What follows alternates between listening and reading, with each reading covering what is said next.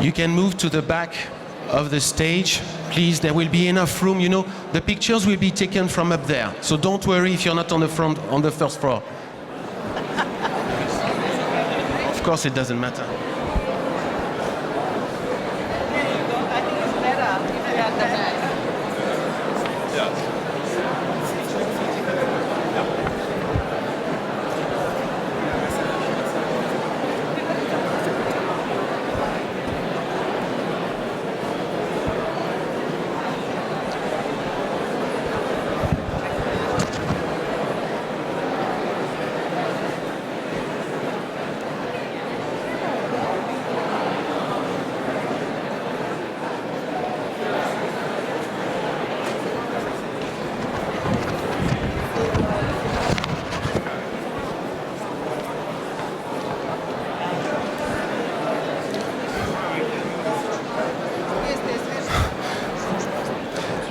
Thank you very much. Can you please walk back a few lines? There are lines on the floor. Can everybody take one step behind, please? Can everybody one step behind? Thank you. Please, don't worry. The President, yes. Can everybody take 2 steps behind them? You are placed. No. President, you are placed. You found your name? Excellent. See, you can. We have lines. So you have to go at the back. Exactly. But don't worry. The pictures is taken from above. It's the interest of the pre-summit that we see each and every single face. So don't worry. Just the information. So we have. I know.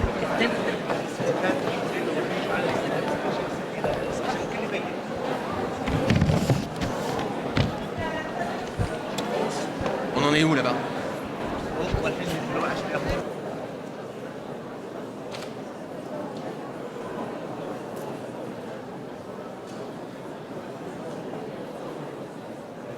Five more minutes of patience, please. If you can help me, sir, and sit on the lines. There are lines to position yourself, so don't worry. And exactly. Don't worry. Nothing will start without you. Exactly. On the lines. Exactly. And there are lines for everybody. They have been placed here so that we make sure we see everyone. And in about 5 minutes, members of the steering committee, the Director General of UNESCO, Executive Director of UNICEF, the President of Sierra Leone, President of Ethiopia will join us in 5 minutes. So we have time to take our seats.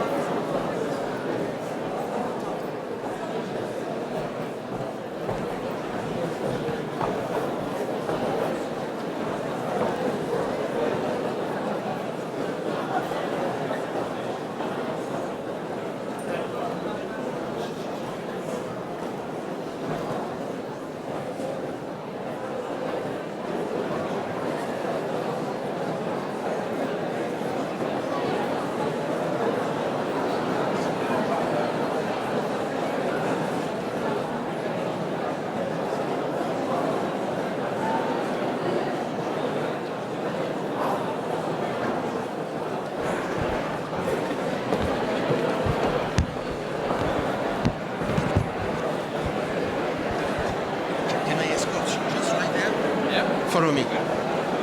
Here, there is room. Yeah? Here, there is room, there. Pictures will be taken from above. Ah, Mathieu, on ne peut pas faire mieux, hein, ils n'arrivent pas à...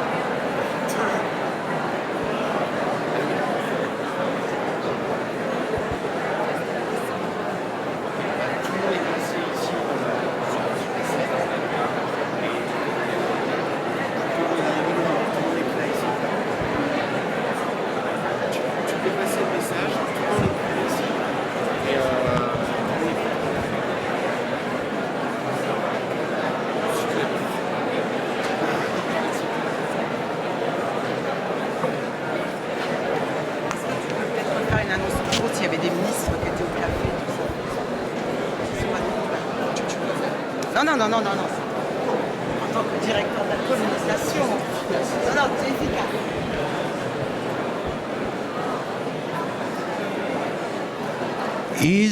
Are all ministers on stage? Ministers, vice ministers, is everybody on stage ready for the picture? There are no lost ministers in the room? Est-ce que tous les ministres et vice-ministres sont sur scène?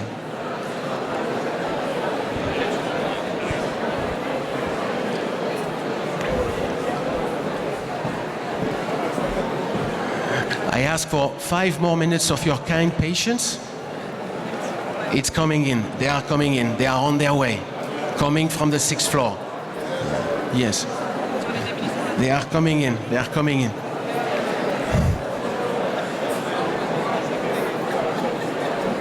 Yes, sir. Why they are not here? Because they are in the steering committee of SDG 4. It was on the Why 7th you floor. inform us on the full photo?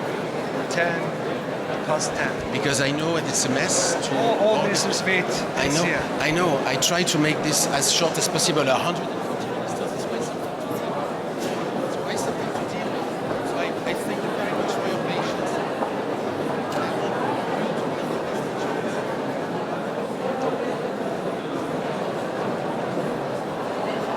I'm asking them to accelerate in front. But smile, it's possible.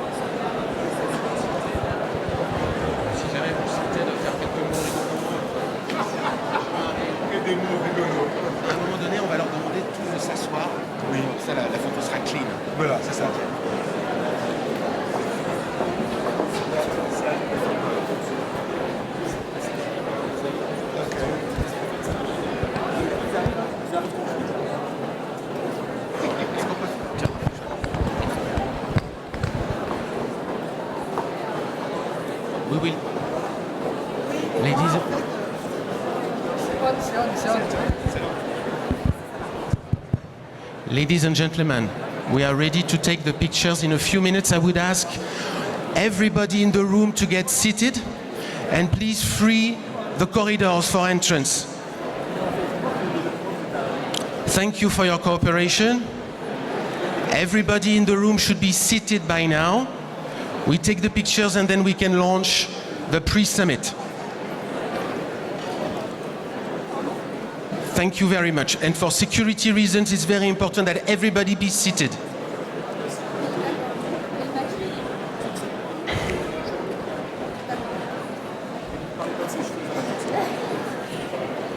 Is everything okay on the balcony for the photographers? Do you have a clean shot?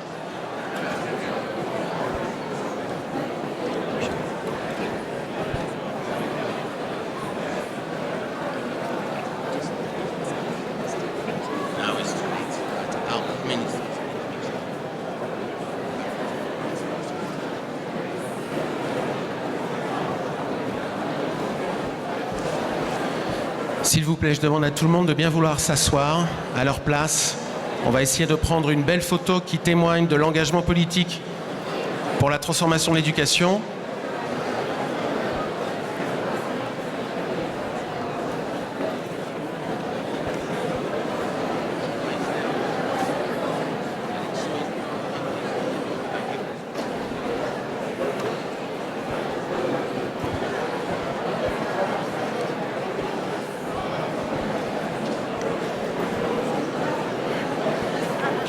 Please, go.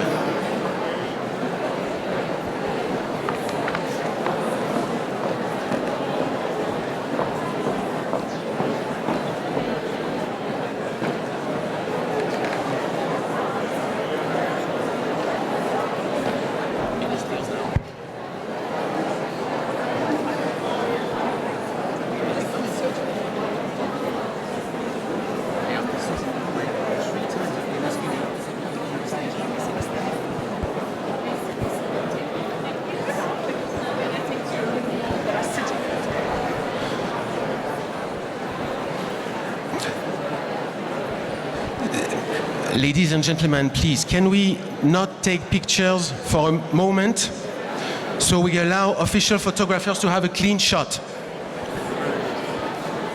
Can I ask for your cooperation? It's very important for these gentlemen and ladies from the press to have a clean shot. Please go to your seat. It will take 2 minutes. We take the pictures and then we can proceed.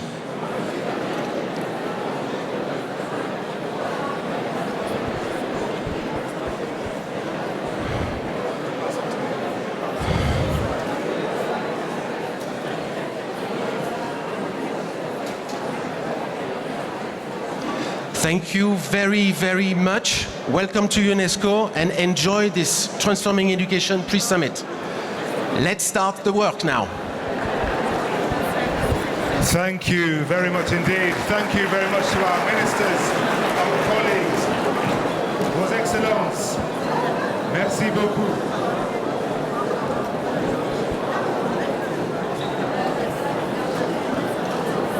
Ça marche plus.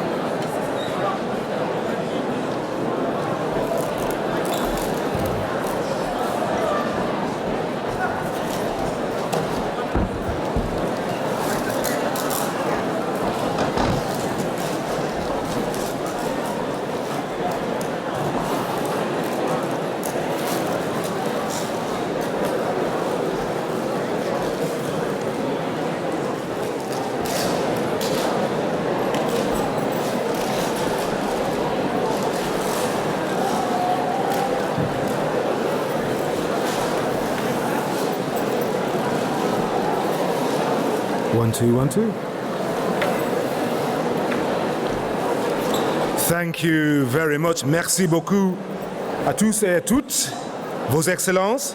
Excellencies, dear guests, Please take your seats.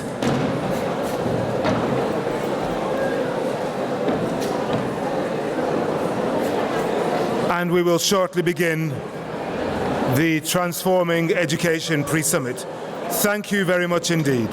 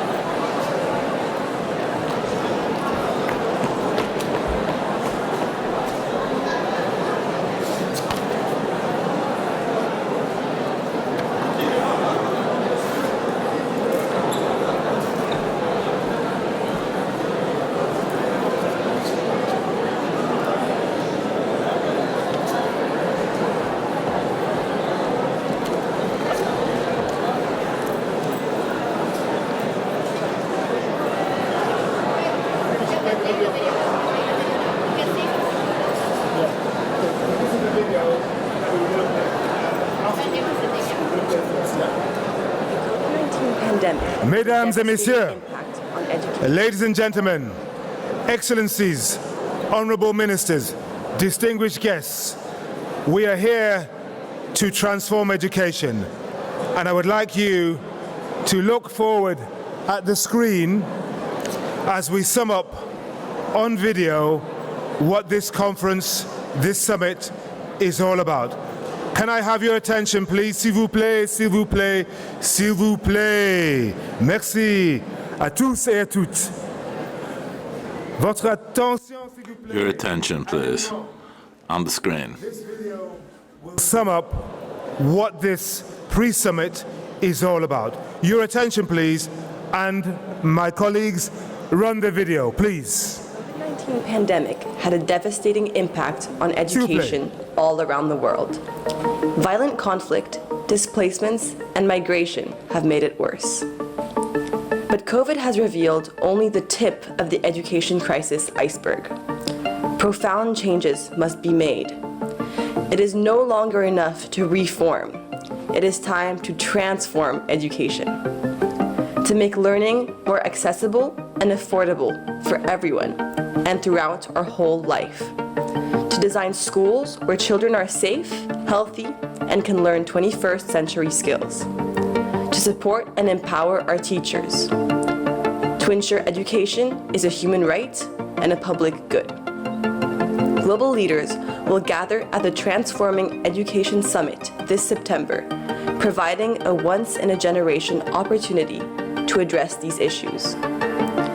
But for the summit to be truly transformative, for leaders to really commit and carry the call of the world, it needs you.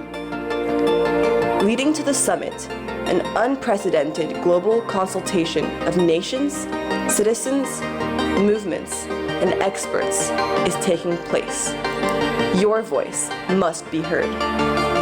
As we head to the summit, help us identify what is working in education, what needs to stop, and what needs to start afresh. If we all invest now in transforming education, people, all people, and the planet, the whole planet, will reap the benefits for generations to come.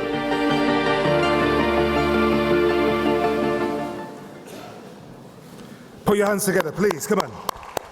We're all here for this purpose. So, good morning to all of you. Welcome to the pre-summit. My name is Henry Nana Kwame Osei Bonsu, or you can just call me Henry or Henri, as we are ici à Paris. I'm your Master of Ceremonies. I'm delighted to be here with you, and over the next couple of hours, we are going to talk about how we transform education. You can tell that this is a very significant gathering. We had 154 ministers with us here today, both in person and online. And we saw how they were gathered together, determined, energetic, and smiling and welcoming all of you. Put your hands together for all the ministerial and other representatives this morning.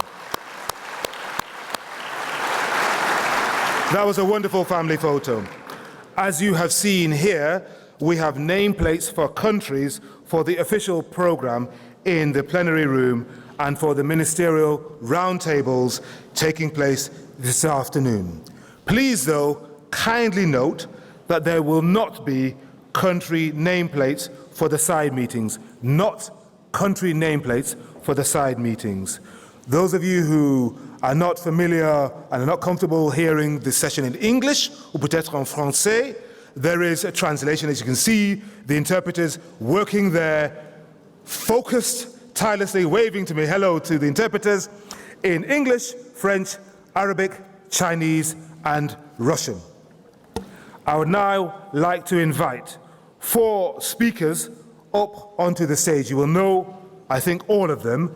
Please welcome Madame Azoulay, President Bayo, President Sahle-Work Zewde, and Ms. Kenisha Arora. They will join me on stage for the opening. Please, all 4 of you, thank you very much indeed.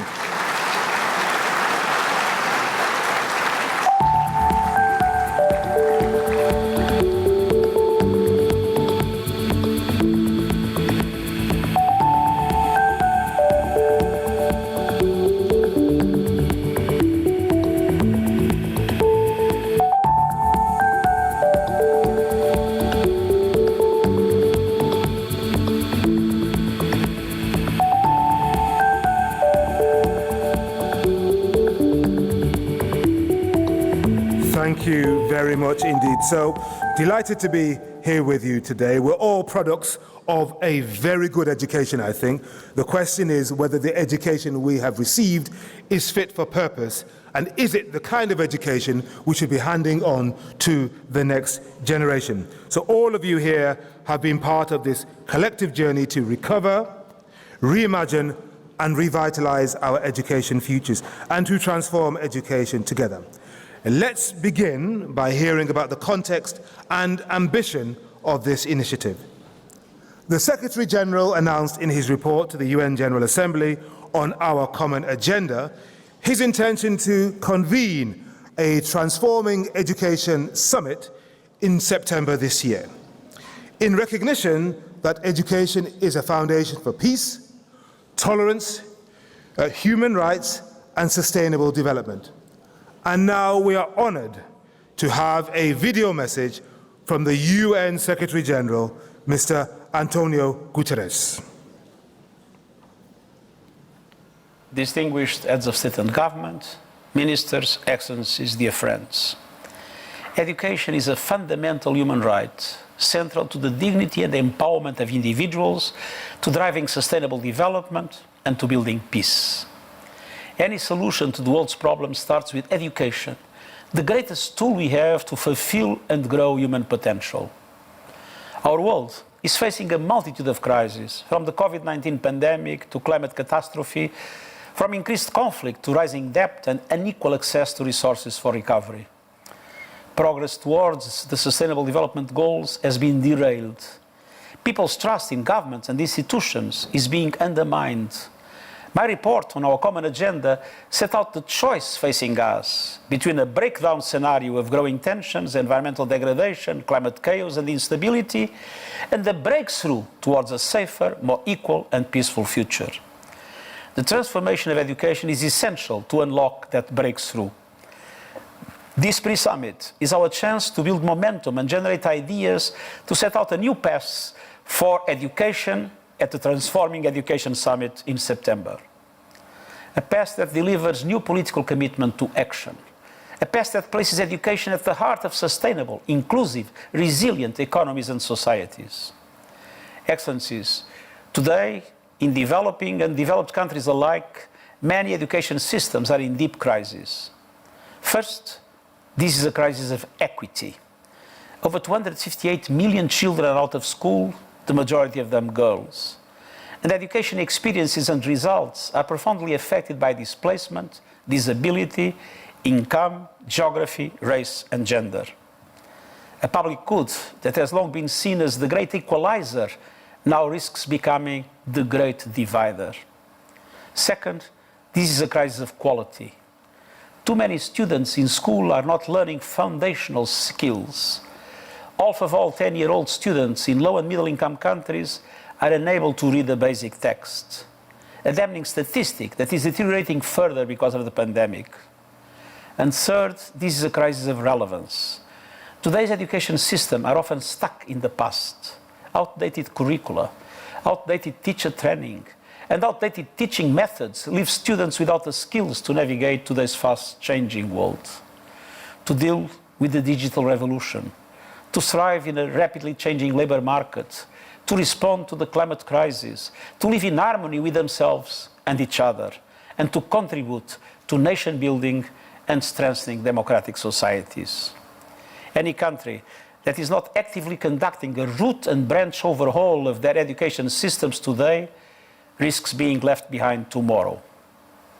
Excellencies, the Transforming Education Summit must be a turning point, gathering heads of state to lay out in crystal clear terms their promise and their plans to fundamentally transform education for the future. And this pre-summit is an essential moment on the road to September.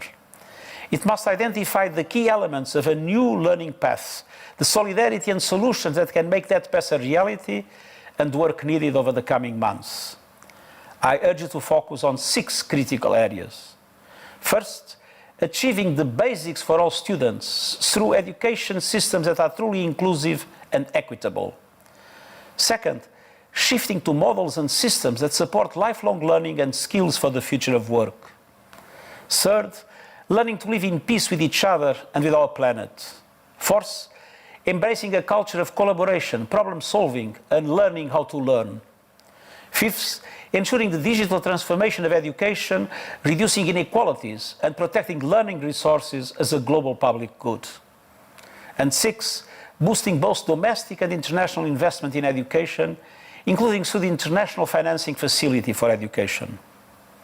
Excellencies, I thank all our partners for working to make the most of this opportunity, particularly our hosts, UNESCO. I urge you to make full use of this meeting and the very few months ahead to generate momentum and commitment so that the Transforming Education Summit is a breakthrough for learners and for societies. Thank you. Secretary General Guterres, thank you very much indeed for that stirring address, setting the context. It is now my honor to welcome our host, Madame Audrey Azoulay, UNESCO Director General, to give her opening remarks. Director General. Merci, Henri. Merci, Henri. Thank you, Henri. Madame la Présidente de la République fédérale d'Éthiopie. Madam President of the Federal Republic of Ethiopia, Mr. President of Sierra Leone, Dear colleagues and friends from the United Nations family. Madame Kenisha, Ms. Kenisha, Arora, representative of youth at the High-Level Steering Committee on Education. Ladies and gentlemen, ministers, of whom there are very many here, which I am very pleased to see at this summit, representatives of states, representatives of the whole educational community, students, teachers, representatives also of regional organizations, of youth. Thank you for being here.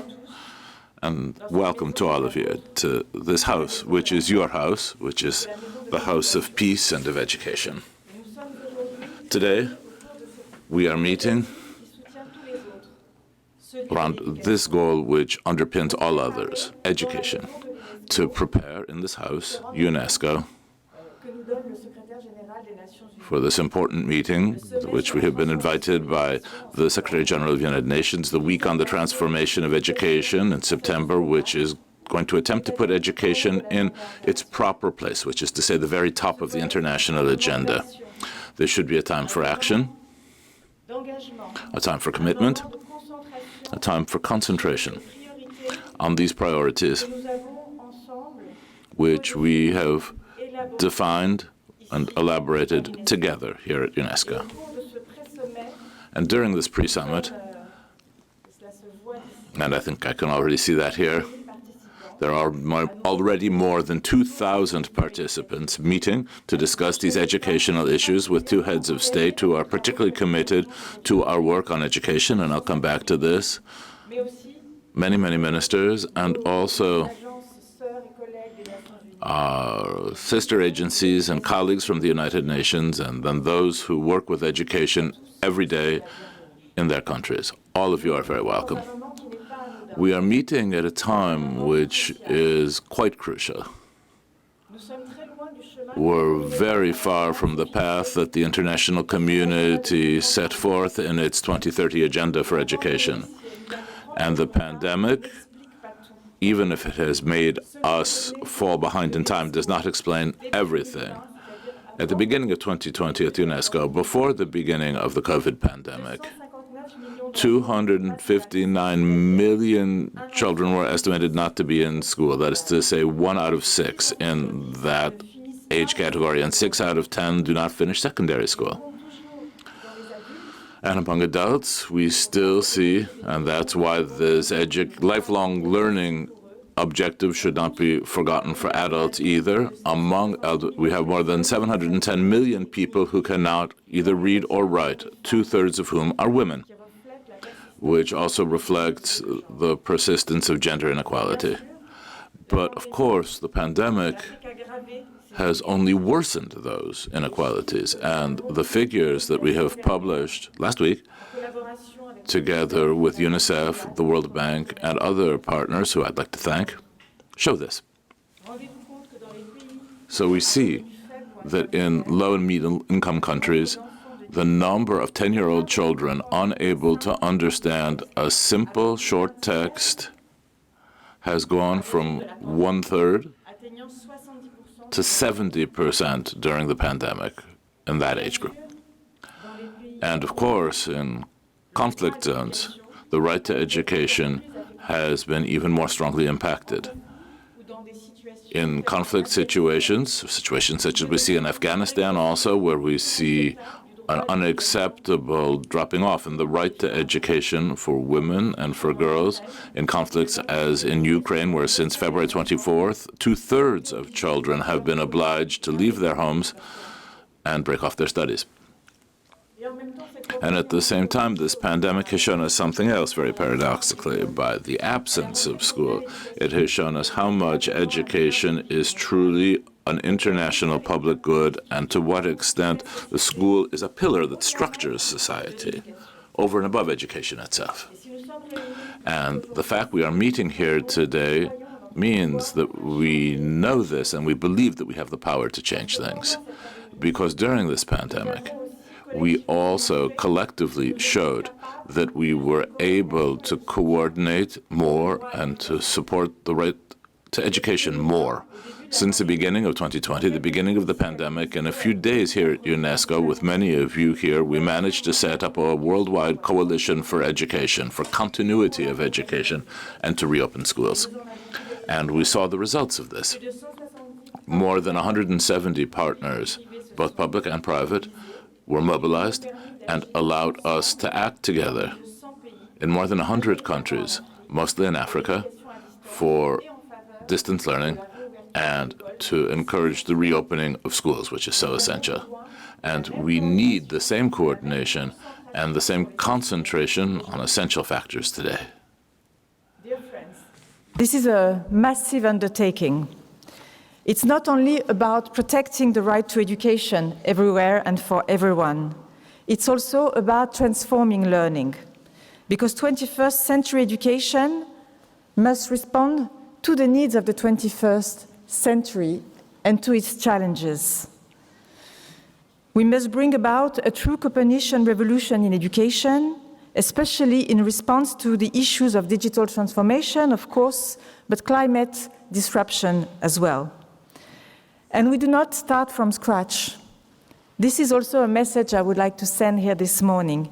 We have to build on what we have and on the work we have done. We don't have to reinvent it.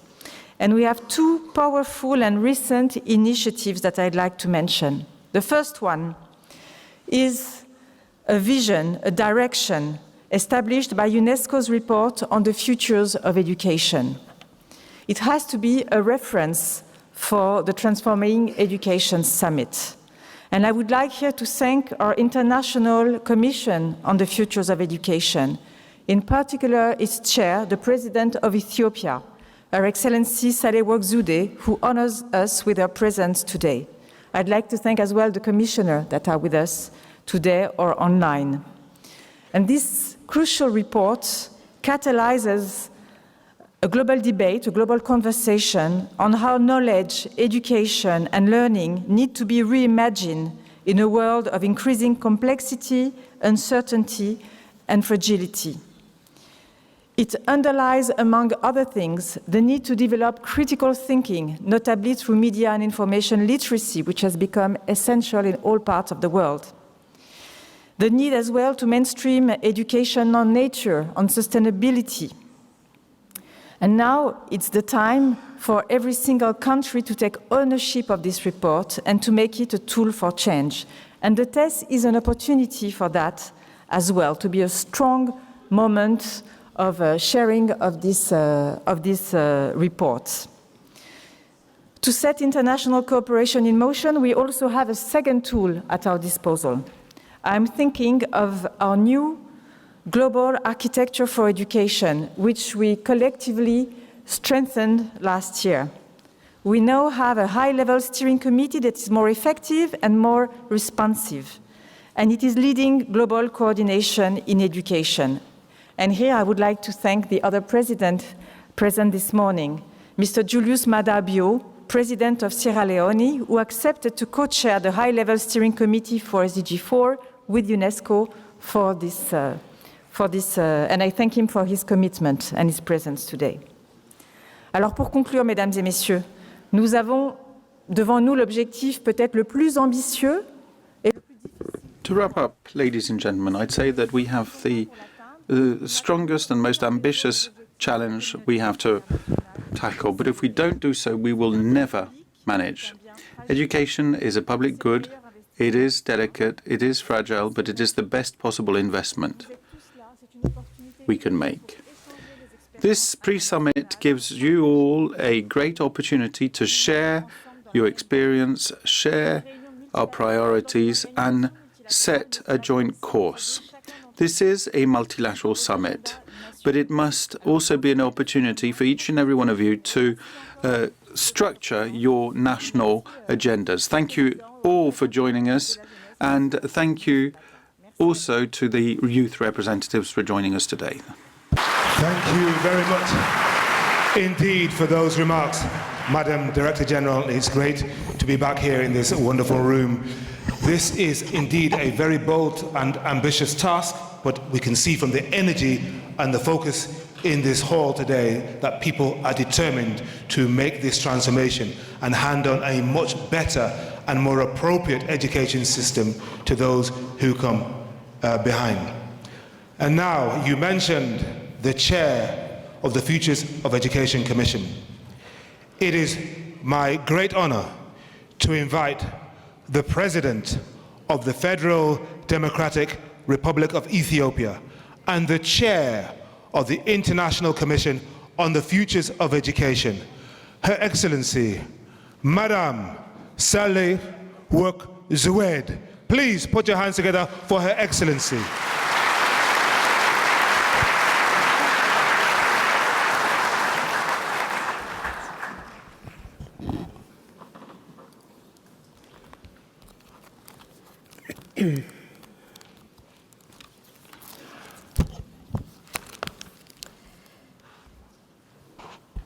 Your Excellency, President Julius Maada of Sierra Leone, Madam Director General, Excellencies, ladies and gentlemen. We're all here today because there is an urgent work to do and because there is an extraordinary opportunity before us. We have a unique window to bring meaningful transformation to education systems around the world.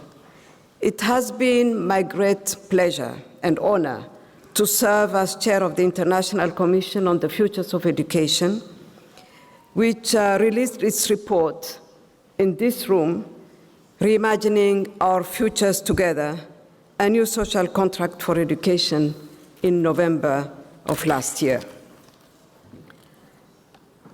This was 2 years in the making, and perhaps more important than the 19 meetings that I and the 17 commissioners, and some of them are in the room, had in putting this together, were the inputs of over 1 million people who shared their hopes, fears, ideas on education and the future.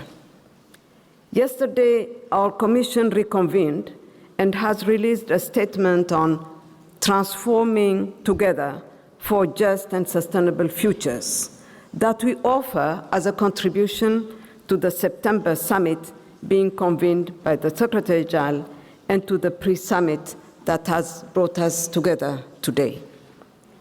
As you have just heard, we need to invent new ways for education to be inclusive and to serve our shared needs and common futures. As we all recommit to SDG 4, and as we focus on COVID recovery, let us pause and remember that we are doing this because of a fervent belief and confirmed belief that education is the surest path to lasting peace, justice, and sustainability. It helps individuals and communities alike to realize brighter futures.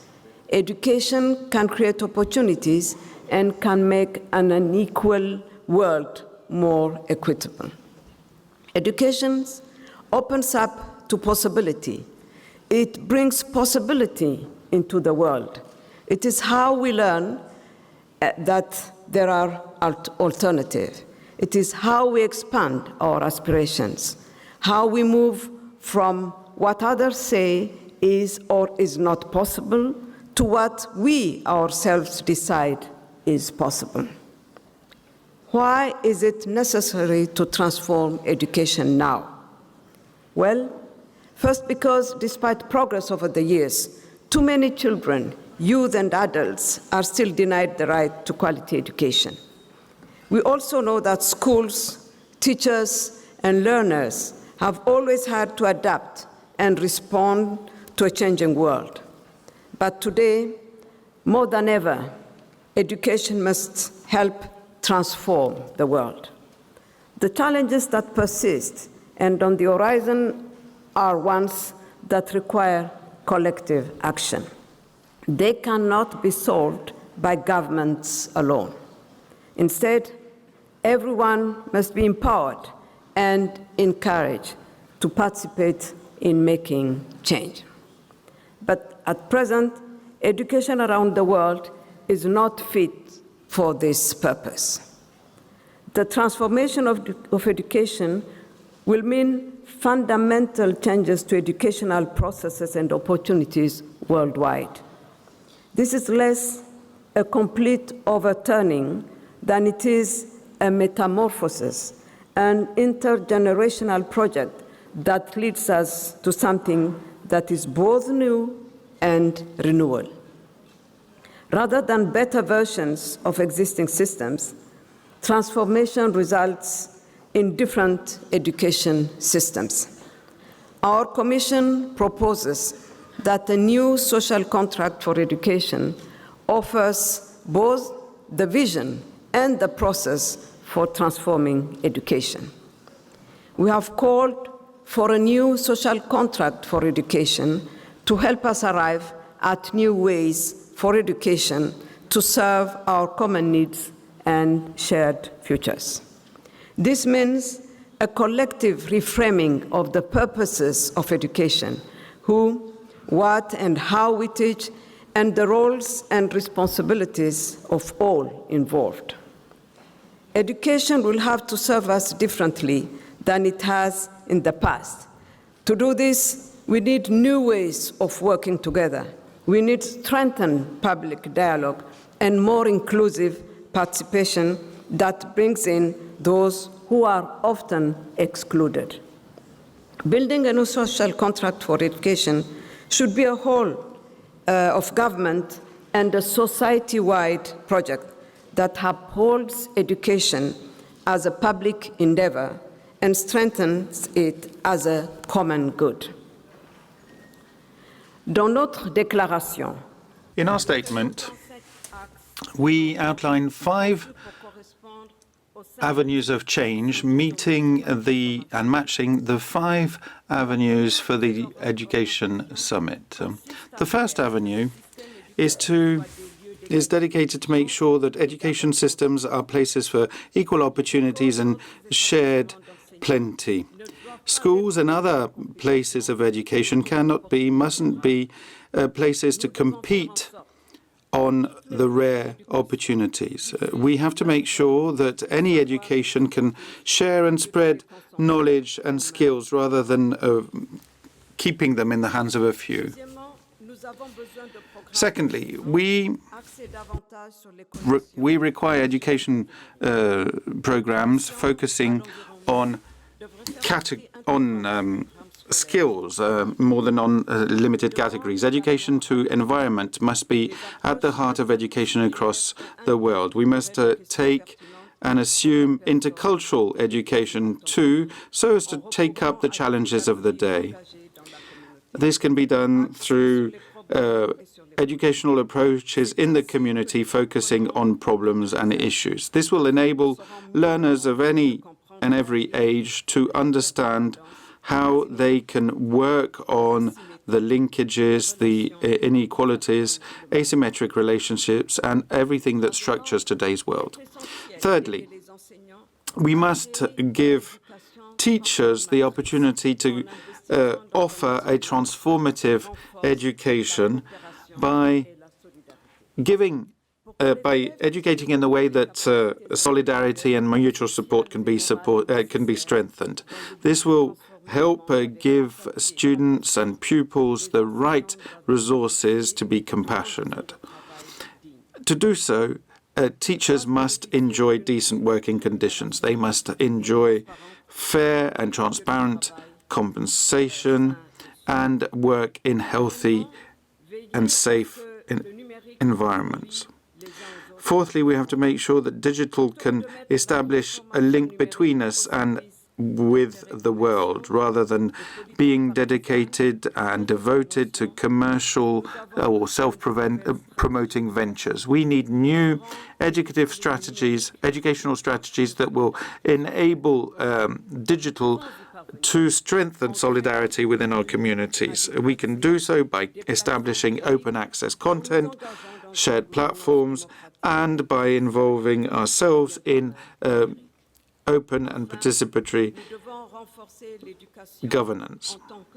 Lastly, we must make sure that education is further strengthened as a shared common global good. To do so, we need a further cooperation, fair cooperation within countries and amongst countries. To overcome the past and forge ahead, we need collective responsibility in the world of education. Education goes beyond our national borders. Managing education, managing this common good, will require that we go beyond philanthropic approaches, but that we also look at potential reparation for the inequalities that existed in the past.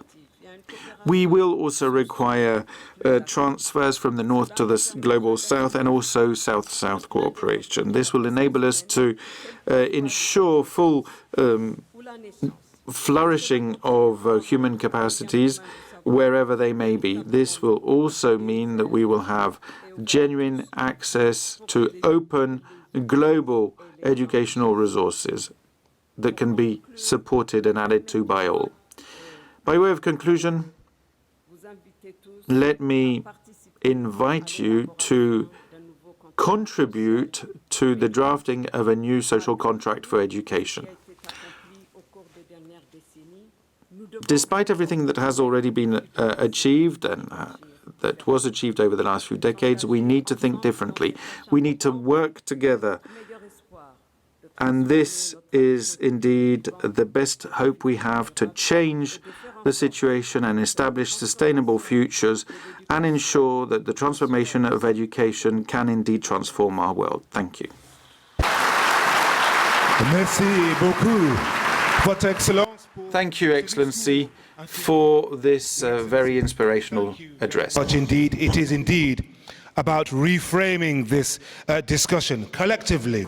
So I hope you will accept Madam President's invitation to contribute to this reframing. It is now my great honor to invite the President of Sierra Leone and the Chair of the SDG 4 High-Level Steering Committee, His Excellency, Mr. Julius Maada Bio.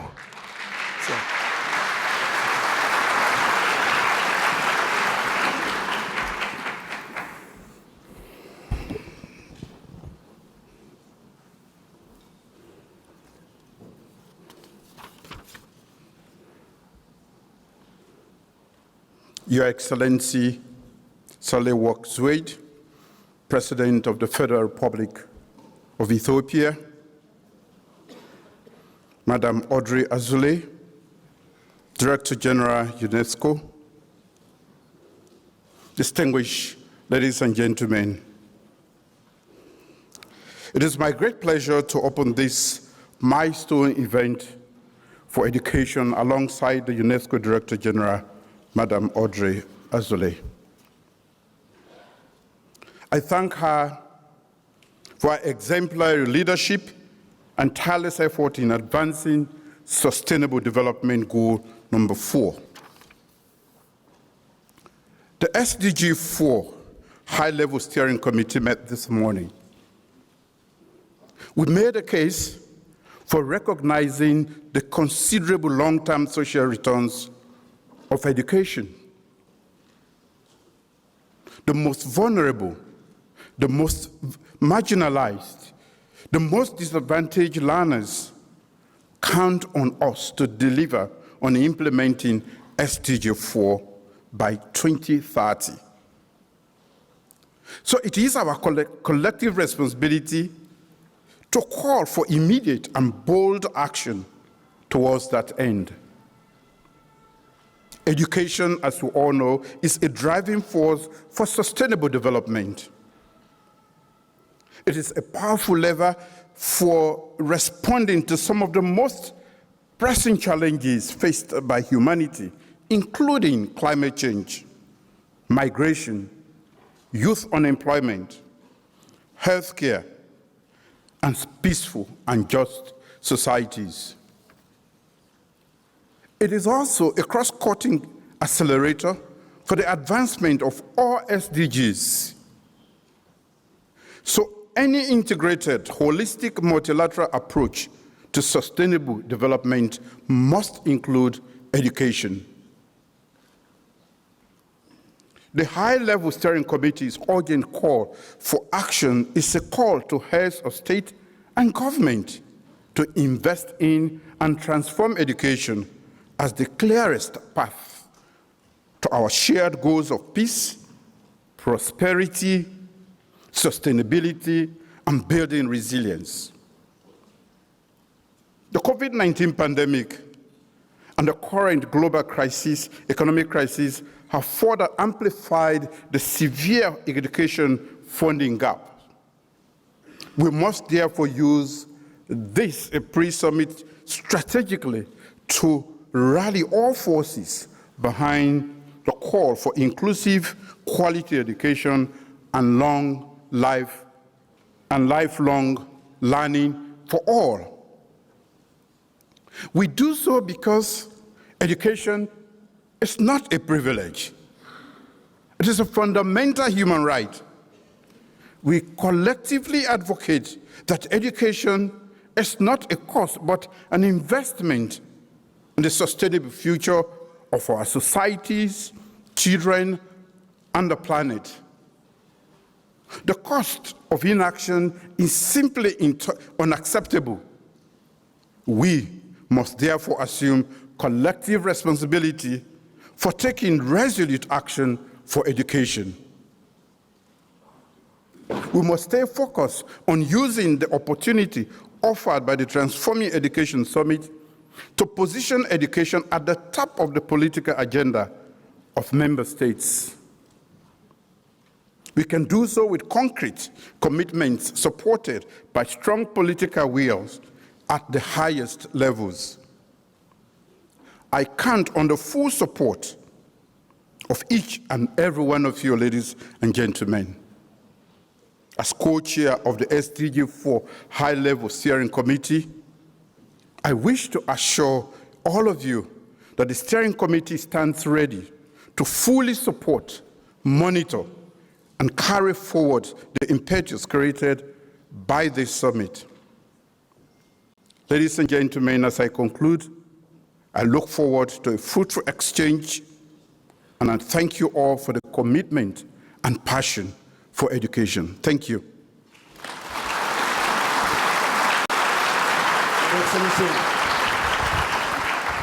Your Excellency, thank you very much indeed for that stirring address, and the commitment we are seeing at this pre-summit from world leaders and young leaders alike is heartening.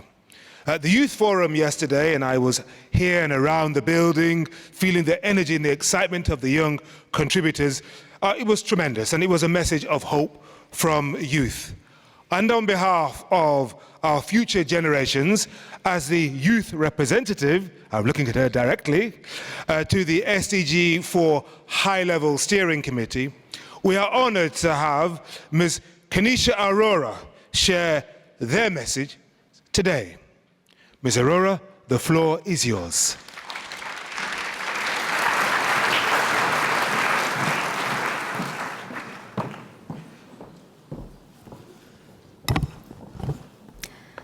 children deserve quality education. All children deserve quality education. All children deserve quality education. A voice. A voice, no matter how soft or loud, is powerful. Powerful enough to create change, a change that no one can imagine. Dear Madame Azoulay, President Sahle-Work Zewde, and President Bio, Excellencies, distinguished guests, and youth, it is an absolute honor to be here with you all to think bigger and bolder about the future of our world. It is no doubt that the world is suffering. People are suffering. And while we sit here today, reimagining what this future could look like, there are some learners and children who are not even sure and are wondering whether they have a future to live in. Ask any mother. Every mother knows that when a child is born, their eyes are filled with pure joy, excitement, magic, and great hope for the world. My heart goes out to those mothers who now have to see terrorism, loneliness, and tears of sadness in their children. It truly breaks my heart to see humanity being lost day by day in every single corner of the world. We need more empathy. We need more hope. We need more love. We need more laughter. We need more love. We need more song. We need more dance. We need education. When people are educated, society is transformed. Financial literacy becomes financial transformation and economic development. Climate literacy becomes climate action. Digital literacy becomes digital transformation. A book becomes a dream. A pen becomes a policy. And a microscope becomes the cure for cancer. Education.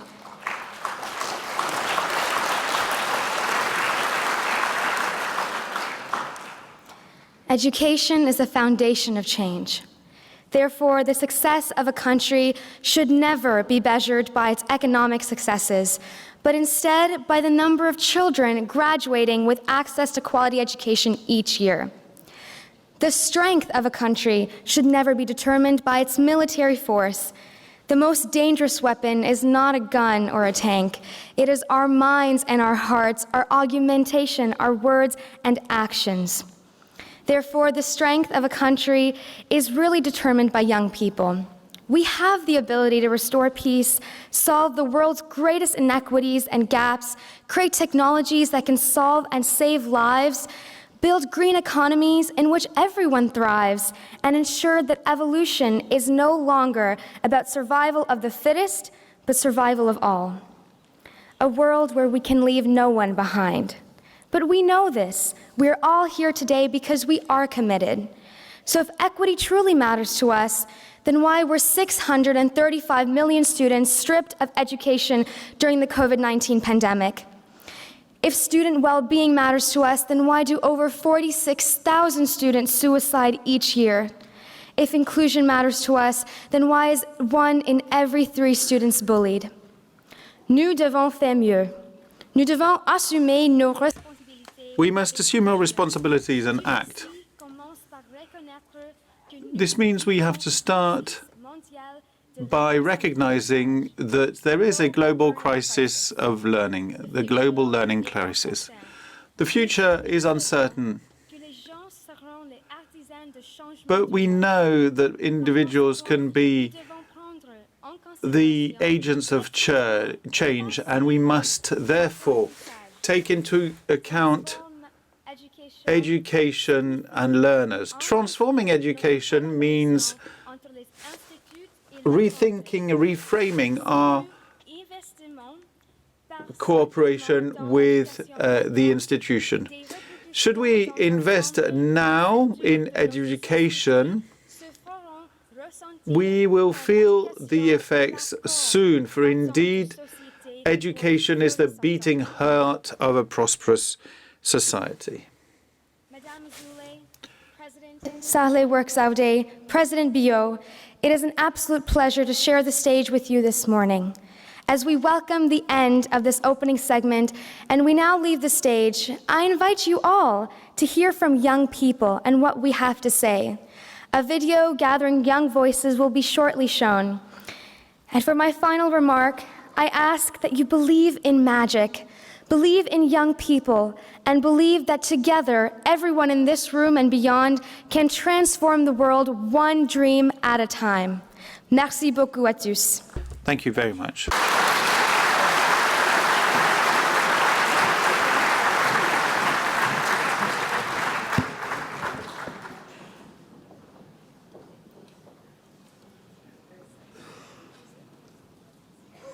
Discuss transforming education, and I'm looking forward to listening to all of you. But first, here's my idea. If there's one thing that I could change about education, that would definitely be student agency, because how are we supposed to think that we can change the world if we cannot even choose and change the things that we are learning right now? If I could reinvent one thing about education, it will be that I'll stop giving students exams because it puts pressure on them. If I could reinvent one thing about education, is our school's teaching methodology to something more natural and fun, based on experiences rather than sitting inside a classroom all day. I would change the way things are taught in school, the way the information is introduced to the students in class. I would make it more fun and allow students to express themselves even more. It would definitely be access to education for students who are in an unfavorable position. I'd put equal relationship between humans and nature at the center of learning. I would make science and art subjects more inclusive so that they could be combined to help with our creative thinking. This creative thinking would help us achieve the Sustainable Development Goals. I would change how we do our exams and focus more on learning rather than memorizing. We also need tech tools and devices to help us learn better. And also, boys and girls in rural areas should be inclusive of education. Improve the school environment so the student could be in a safe place to expose your ideas and maybe escape from whatever problems they can be facing at home. If I could reinvent one thing about education, I would give a free education with the same access, standards and facilities for children from all backgrounds. I think it's wrong how schools make all students go through the same process of learning, even though each student have their own potential and we are all unequally talented in our own way. Talents, abilities, skills of students should be considered, and each student should have the freedom to choose what they want to learn in the way that suits them the best. Education is for our future. Our voices matter.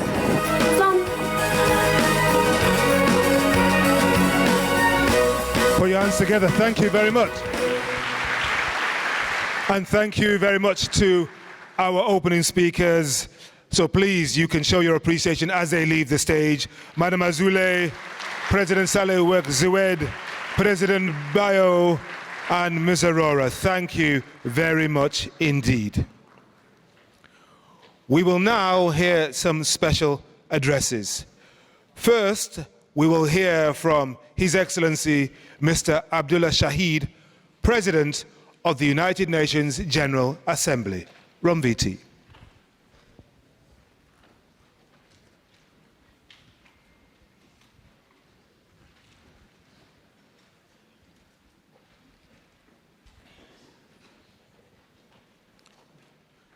Please run the video message from His Excellency Mr. Abdullah Shahid, President of the UN General Assembly.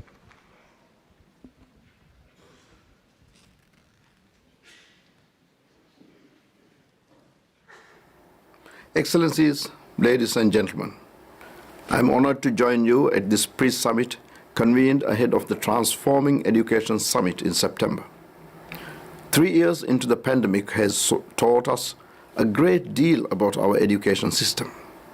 It demonstrated the resilience of our teachers and students and the flexibility and resourcefulness of our educational institutions. At the same time, the pandemic has also highlighted the challenges faced by an imperiled global education system. While online learning has become an integral component of the right to education, great disparities exist in terms of access to digital tools and resources. The pandemic has compounded conflicts, environmental challenges, and economic crises, all of which have repercussions on our education system. As we speak, more than 100 million additional children and young people have fallen below the minimum reading proficiency level. In 23 countries, accounting for more than 400 million school children, are still affected by full or partial closure of schools. An effective recovery from the pandemic requires investment in teachers, in digital learning, and in systems that are fit for the future. Excellencies, we are in a state of global education emergency that demands robust and urgent action. Action that is inclusive and equitable for the world's children and youth. I welcome the objectives of this pre-summit, which aims to derive country commitments as well as global movement for education. This is especially important as we craft a post-COVID agenda. It is imperative that we do this with a forward-looking view, geared towards equipping the next generation with the knowledge and skill sets they will need to not only solve current challenges, but also those of the future, that will help them prepare for tomorrow's jobs and help them keep pace with a world that is ever-changing and defined by constant innovations. This will require upgraded curriculums that reflect the importance of new digital trends to our economies and means of communication. And it will also require investing in building up the capacity of our teachers so that they are familiar with those trends and can better impart that knowledge to students. Of course, this requires a profound and transformative change in our approach to education. This will be no easy feat. However, it can be done if we embrace a spirit of cooperation. In a world that is increasingly interlinked, working together is the only smart solution. We must learn from each other, drawing inspiration from and building upon the success of our peers. Excellencies, today's network-wide coalition ushers in positive momentum. Through this growing support, I am confident that the Transforming Education Summit will galvanize action towards SDG 4 on providing our communities with quality education. Going forward, we must generate synergies across our efforts on education in a manner mutually benefiting students, teachers, parents, and all stakeholders. We must continue to keep in mind that education is an overlapping issue that cuts across many of the Sustainable Development Goals. We must ensure that outcomes of the upcoming high-level political forum in July, which will review SDG 4, are fed and leveraged into the discussions of the summit in September.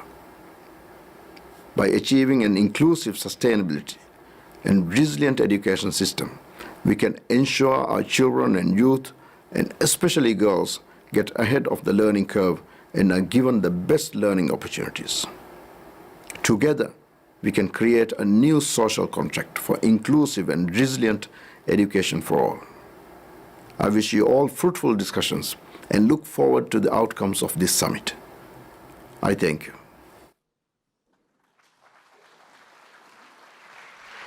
Thank you very much indeed to the PGA, Mr. Abdullah Shahid, His Excellency. We now welcome to the stage His Excellency Mr. Santiago Irrazabal Murao, President of the 41st session of the UNESCO General Conference. Your Excellency, please. And you can show your appreciation as he makes his way to the stage. Thank you.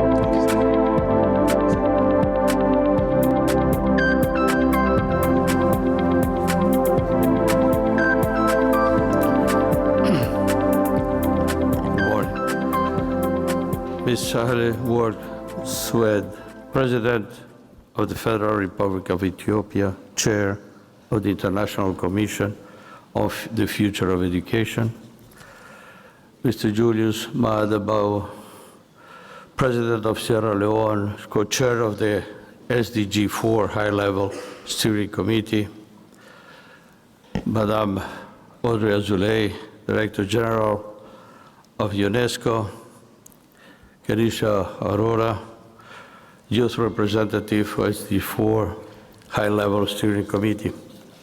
Excellencies, ladies and gentlemen, UNESCO Constitution adopted in 1945 stated education as indispensable for the dignity of every woman and man, and a duty that all nations must fulfill in a spirit of mutual assistance and concern.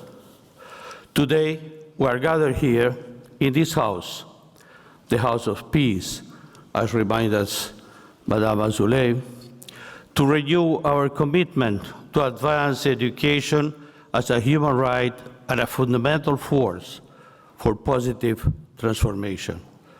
We have to do it now because the situation has never been more urgent at a time when the whole world is still fighting against a pandemic and continues to face other serious challenges such as armed conflict and climate change. The sanitary crisis exposed social fragilities and inequalities between and within countries, as well as exacerbated the gender and knowledge divides. This is why we need more than ever a new social contract, as has been said here several times, anchored in human rights, as proposed by the United Nations, our common agenda, spearheaded by the Secretary General Antonio Guterres. A positive future is not viable without harnessing the power of education as a common good. But we still have great obstacles ahead of us. Stronger political will and policies are needed to reverse this trend and boost education as a force for recovery. Financial solutions must be found to tackle these rising challenges. According to the Global Education Monitoring Report, 70% of countries allocate less than 4% of their gross domestic product to education. We need to leverage new ways of financing education, as we know that public expenditure is not always sufficient. We must bring on board all actors, international donors, private sector, and civil society, to put education at the heart of all recovery efforts. We also need to strengthen resilience based on justice and equity while preserving environment for generations to come. Much work remains to be done to be the promise of the 2030 agenda of leaving no one behind. 258 million of children and young people of the world are still out of the school. Girls bear the greatest burden, as it is foreseen that 11 million of girls might not return to the benches of the school after the pandemic. And at the same time, around 770 million adults still don't have basic literacy skills. More than ever, we must improve access to education. We must equip every woman and man, especially the most vulnerable, with competencies to act as responsible citizens and knowledge workers to become lifelong learners. The current education needs are vast, and it is not possible anymore to respond using old standards. New digital technologies are connecting individuals as ever before and have become essential for creativity and sharing of knowledge. We must build on existing good practices and scale up innovative methods and tools that have been used in the education ecosystem. Evidence reveals that a large majority of teachers across countries remain open to adopt new approaches and shifting priorities in the future. Yesterday, We also heard the voice of young people on how to translate creative ideas into practice with meaningful impact for society. Mrs. Kenisha has also just reminded us the importance of including youth perspective in the decision-making process.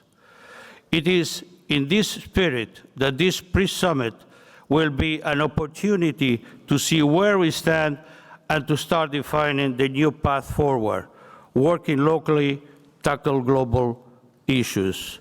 Ladies and gentlemen, for 75 years, UNESCO has been at the forefront line of all efforts to promote universal access to education, to support member states in the adoption of innovative approaches. The Ford report and in the 1996 Delors report shaped new holistic vision of education. The recently launched Futures of Education initiative and the leadership of the UN System for Sustainable Development Goal 4 reveals once again how successfully UNESCO coordinates ideas and actions.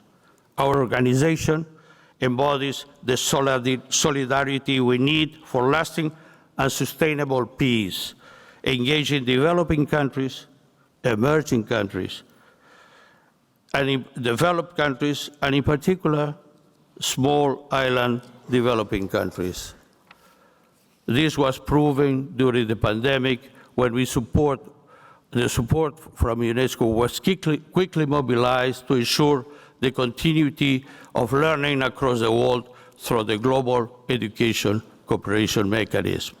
UNESCO has been a privileged platform to mobilize international cooperation, including North-South-South cooperation, as demonstrated the leadership assumed by different member states of the thematic action tracks and the remarkable contribution to the SDG4 high-level steering committee to this summit.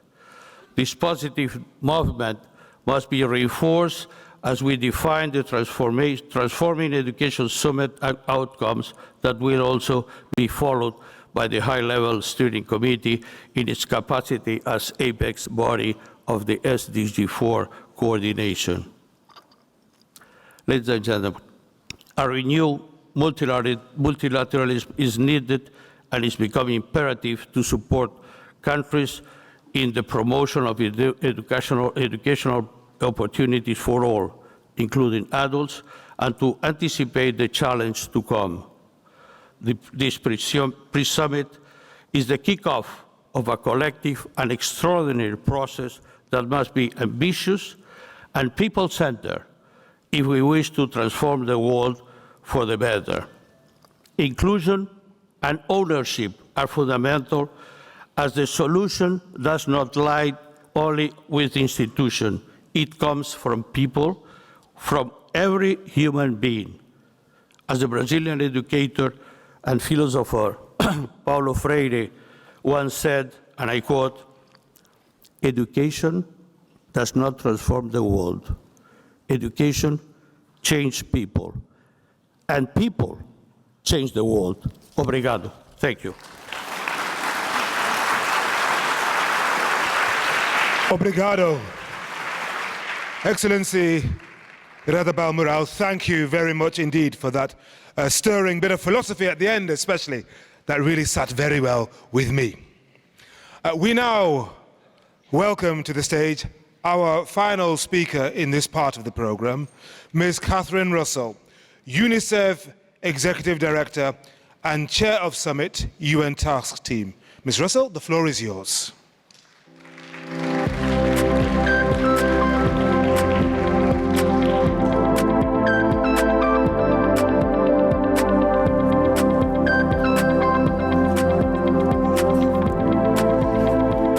Thank you, Henry, for that kind introduction. Excellencies, colleagues, distinguished guests, it's very nice to see you here. I'm honored to be here today on behalf of UNICEF at a time of great urgency for the children we serve. I want to thank the Secretary General Guterres and Deputy Secretary General Mohammed for galvanizing global action to recover learning for millions of children and to transform education for every child. Your leadership is truly critical.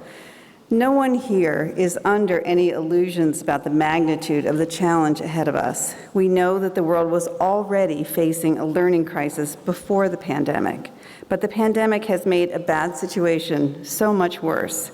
We are teetering on the edge of a learning catastrophe. Imagine a classroom of 30 10-year-old students. So much promise, so much enthusiasm to learn. But now imagine that more than 20 of those 10-year-old children are still unable to read a simple sentence on a blackboard. Imagine that many of them may never learn to read, or do math, or go any farther in their education. Imagine how many of them will just drop out and never learn the skills they need to transition from the classroom to employment, to independence, to leadership in their communities and their countries. We don't really have to imagine any of this because the evidence that it is beginning to happen is undeniable, and the potential impact on children's futures is enormous. Put in strictly economic terms, unless we take action to recover learning, this generation of students is at risk of losing $21 trillion in potential lifetime earnings, the equivalent of 17% of today's global GDP. No country, no child can afford that. And that statistic doesn't begin to describe the less tangible benefits these children will miss out on. The joy of learning, the self-respect that mastery can engender in a child, the optimism and hope for the future that learning can inspire. Anyone who has ever seen children attending makeshift schools and refugee camps, or girls receiving informal education in places that don't permit them to attend school, or children with disabilities, the most excluded of all, in class with their peers, has seen that the joy and enthusiasm for learning, even in the most challenging circumstances. Excellencies, we owe it to those most vulnerable children to act before our window closes and that enthusiasm dims. If we don't want children and young people to bear the cost of this pandemic for the rest of their lives, we need to invest in learning recovery, and we need to do it now. Not enough countries have fully focused on the urgent need for the ambitious learning recovery plans or allocated adequate funding to address learning loss. That lack of investment and action will leave millions of children behind, ill-equipped for the future, and societies will pay the price too in slower growth, widening inequality, and growing fragility. As we prepare for the summit in September, UNICEF is calling for greater focus, increased funding, and rapid action in 5 key areas. We need to reach every child and retain them in the classroom. We need to assess whether they are learning. We need to prioritize teaching the fundamentals of all future learning. And we need to invest in remedial support to help children catch up and progress. We need to develop stronger systems to support children's mental health and well-being. And in everything we do, we need to focus greater resources on reaching the most excluded and marginalized children. They have been left behind for far too long. This is a pivotal moment. Every speaker has said that. The need to act has never been more evident. And at this moment, there's a spotlight on education and the learning crisis. So partners from every sector are motivated and mobilized to support the effort. Educators, families, students, and young people are working collectively to demand and drive change. We need to make the most of this moment, and shame on all of us if we don't.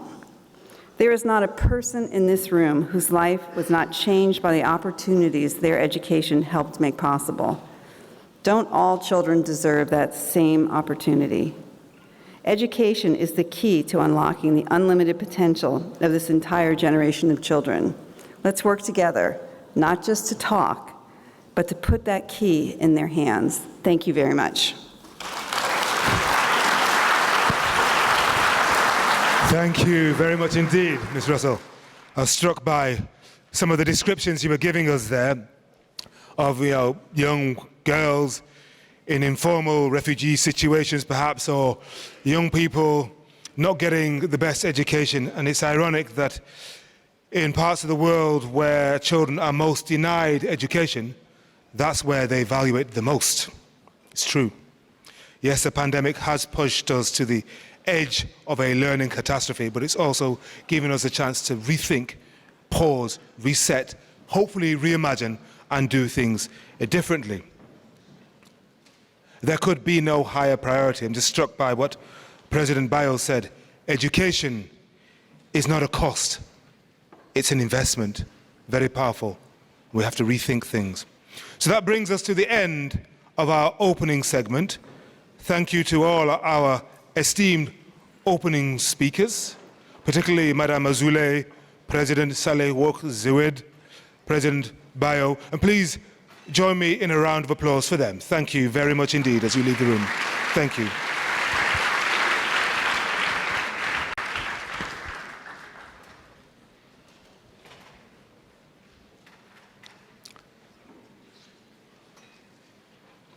Please maintain your seats as our high-level speakers leave the room. Because we haven't finished yet. We're going to go into phase 2 of this morning's activities.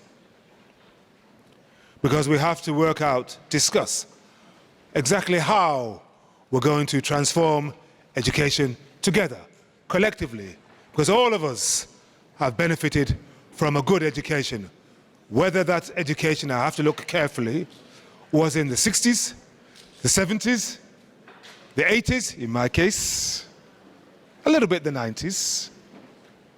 And then, of course, if we consider our youth, the noughties and beyond. But education has to evolve, and we have to decide how. So, we've heard a diverse range of voices at the table. So in this segment, we will discuss how to transform education together. And it is my pleasure to introduce Ms. Aishwarya Machani, a youth advocate and advisor for our future agenda with the UN Foundation. Give her a round of applause. Here she is.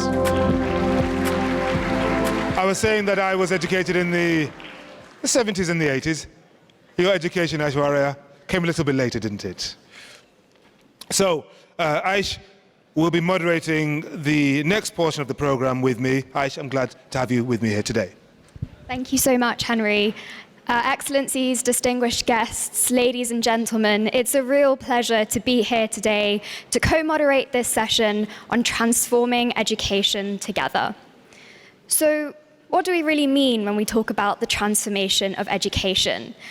I feel like everyone here will have their own idea about this, but what we're really talking about is a fundamental evolution of our existing education processes and opportunities so that they're fit for the 21st century and beyond.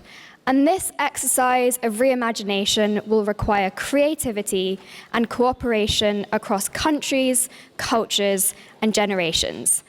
And this morning, to get us thinking about what transformation really looks like and how we can work towards it, we'll be starting with a short discussion between Ms. Stefania Giannini, UNESCO's Assistant Director General for Education, and His Excellency Mr. David Senga, the Minister of Basic and Senior Secondary Education in Sierra Leone, who's also the co-chair of the Advisory Committee for this summit.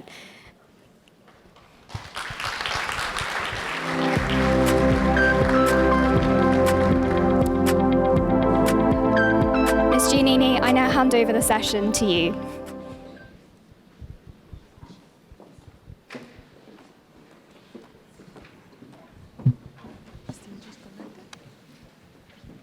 Good morning, everybody. Once again, great to see you.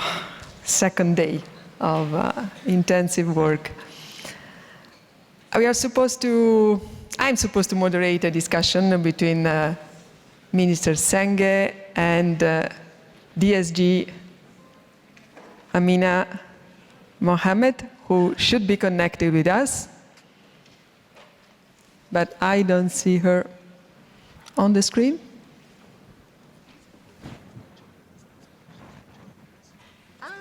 Sorry, so that's the problem. Maybe we wish all the best. She had, as you know, some health issues, COVID, and I hope she's getting absolutely better. And she was with us all the time yesterday, connected. So it's about the two of us, and it's a pleasure to start to discuss, especially with you, Minister Senge, with your hat of minister in Africa, in a country which is making progress, improvement in education, and your international hats as co-chair with myself of the Sherpa Group of the High-Level Steering Committee of SDG 4, as well as the representative of the international community and chair of the governing board of the GEM report. So, I will start like this: decades of efforts, decades of improvement for sure in education, the international community, supporting countries, member states to make education a right for everybody, children, young people, youth. Still, we are here because we know we need to change and we need to transform, which is not simply reforming and making small, adjustment to the systems of education.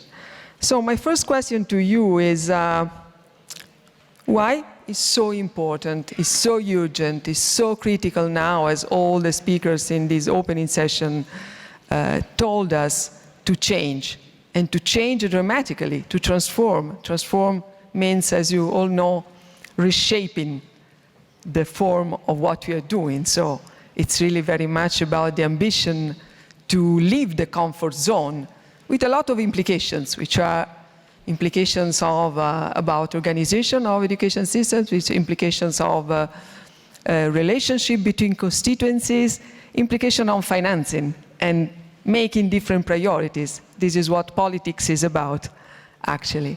So, may I have your thoughts on that? I think we are at a critical moment in history. Everybody is speaking about it, with the UN Secretary General, with the DSG, with the need for having transforming education. We're at a very critical inflection point in history, where if we do not transform education, our future is at great risk. I think we have many reports that have come out. You saw the report recently that came out about the 222 million children in crisis who need support in education. We have the Futures of Learning report. We see the benchmarks from GEM reports that tell us about countries who are not going to meet their targets for SDG 4. We have seen the learning poverty reports as well that's come. So there's data and evidence in our face that says we are in a moment of crisis. We've heard the world leaders tell us about that crisis. And as a minister on the ground, I see that as well happen. Just in Sierra Leone, we have about 300,000 kids in primary school level who are out of school. And this is even though we have the largest number of children in school at any point in time, nearly 3 million children, but yet we still have many more hundreds of thousands out of school. At the local level, we see that many children are out. Globally, with crisis all around the world, whether it was in conflict or climate crisis, there are children who were left out of school. We know that when COVID came, with well over 1 billion kids who were out of school. And the thing is, it's not just about poor countries. The need to transform education is for everybody. You speak to colleagues in Denmark or in Italy, the same way they learned 20, 30 years ago is how their grandchildren are learning. And when we speak about learning poverty being high, 70% in low and middle income countries, we also know that many of the countries in the West are not following their benchmarks. They're not going to meet SDG 4. So it's important and imperative that we all know that it's a global responsibility that we can transform education, because if we don't, misinformation in the United States will affect democracies in Europe and Africa. Lack of education in Sierra Leone will affect what happens in France. And so we are really interlinked, and it's our global responsibility at this moment to transform education. Thank you very much. I'm moving to more difficult questions. Let's pretend I'm a journalist. This is my dreamy life, maybe next life, we don't know. And I'm asking you, as a minister, as a politician in power, to use the language of truth, as you are doing, of course, in this beautiful house of human rights, education, science, culture, and peace. Well, I heard a little bit of, I would say a tension in our discussion, and we must have tensions, because if the discussion is not tough, it's not about change, as some leaders already mentioned yesterday in the conversation with the young people.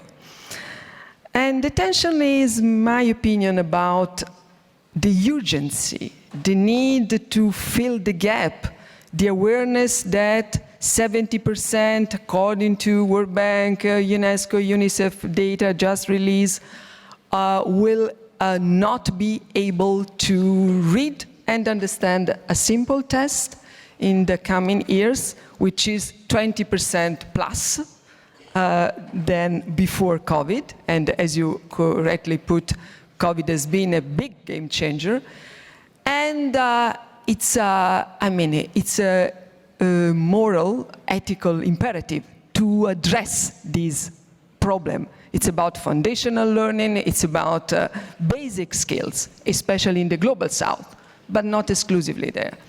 And the second part of the job, this comes from the inspiring discussion we had heard in the opening session between especially Madam Sahle-Work, President of Ethiopia, Chair of the report on the futures of education, DG Azoulay, and all leaders who are calling for, not stopping here and now, but having the responsibility to be creative, to look beyond the limits of time and space we are living, beyond 2030, reimagine education. In other words, taking the opportunity that each crisis actually brings.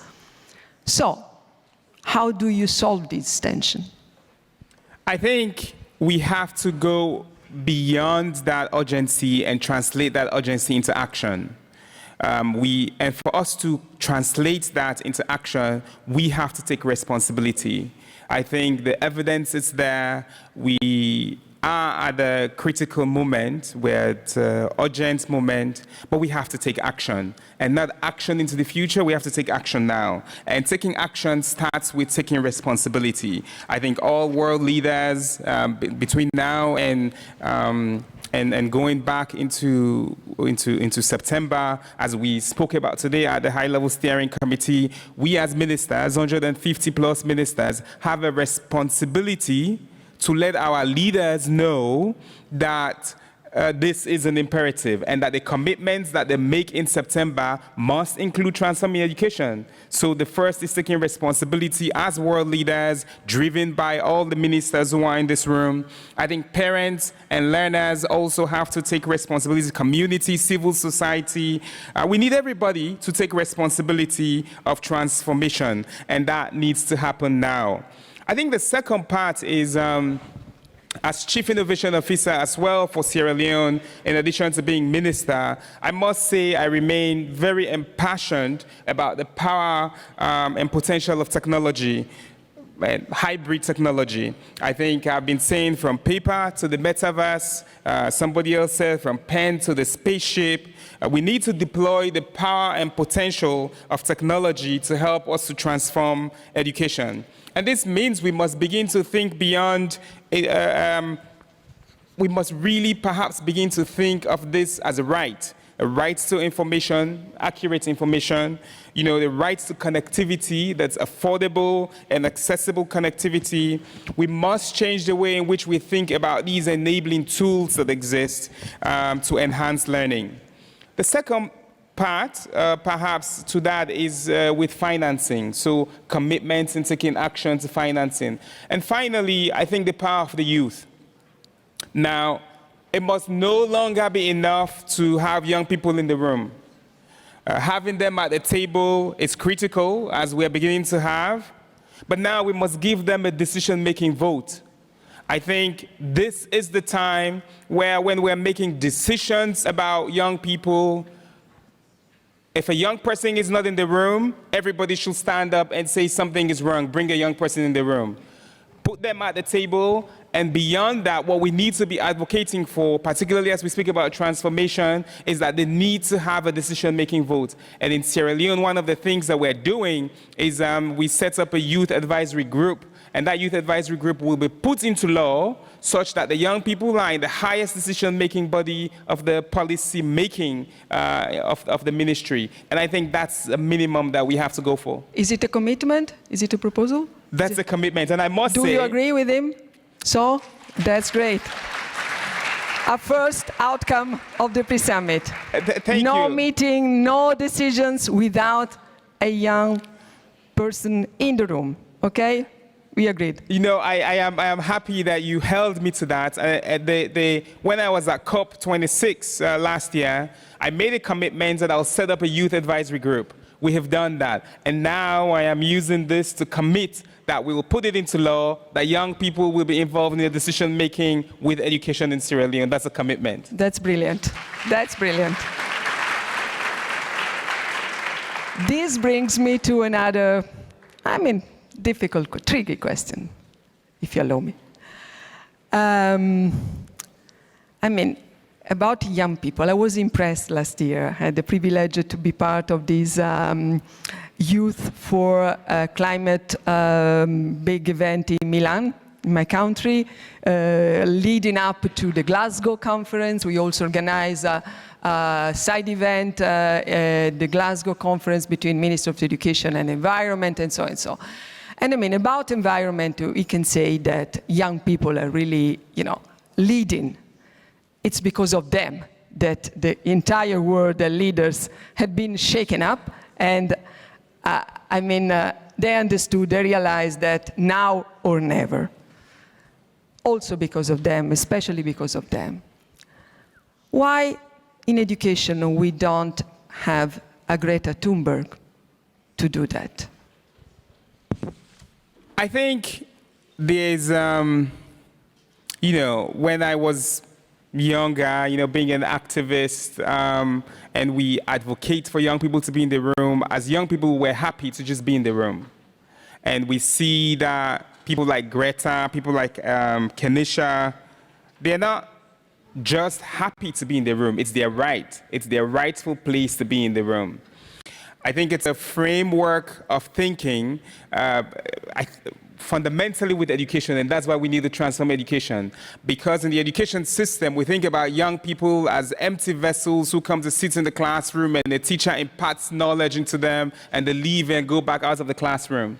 If your mindset is a young person comes, sits in front of a table and a notebook, opens it, and you put knowledge into their head, then you're not going to ask them to champion. You're not going to involve them in the decision making.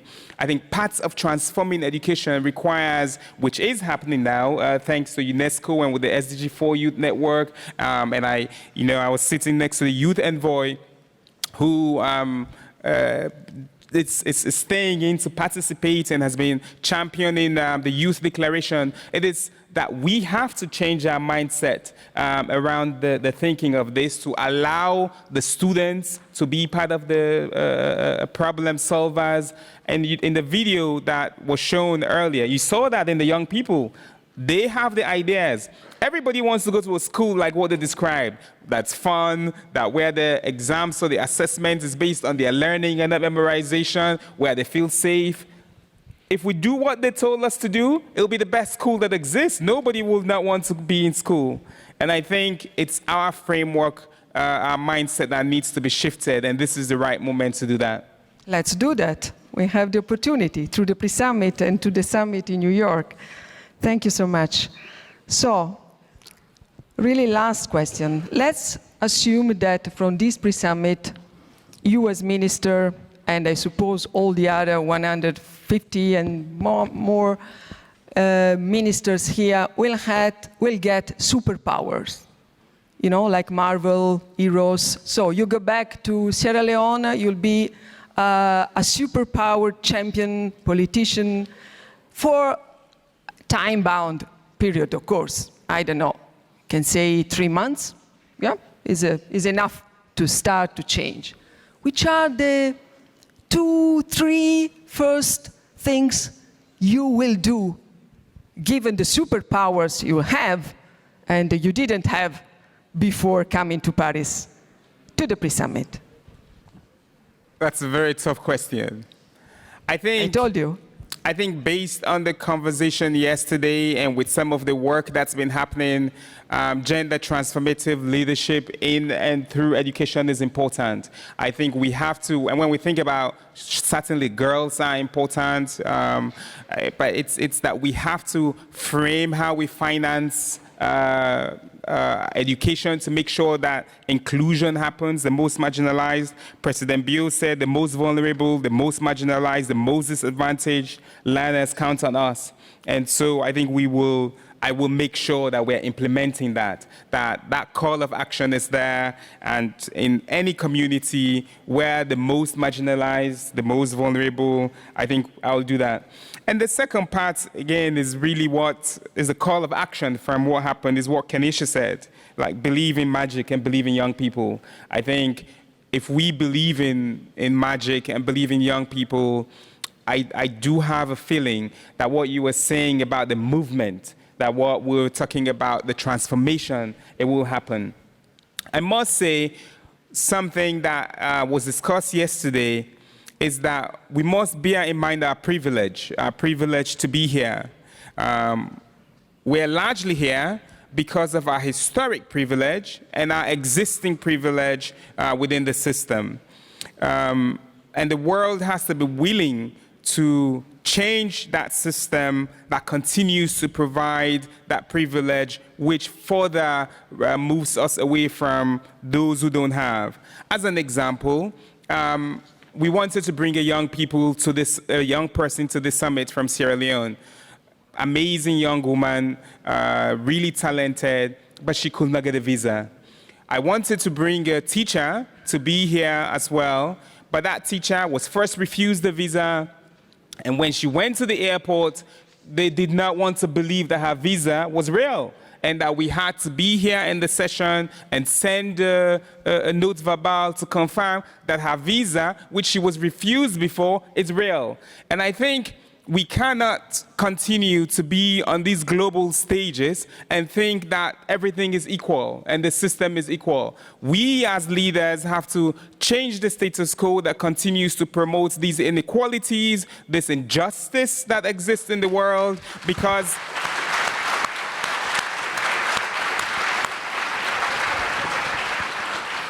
if we don't, we all suffer, we all lose out. And that inclusion that embodies, and I know UNESCO continues to drive it and all of us continue to drive it, has to be at the heart of what we do when we go forward. Let's check ourselves, let's check our privileges and acknowledge it, and see how we can promote radical inclusion and ensure that everybody else who is not in the room and at the table can come in there and have a voice.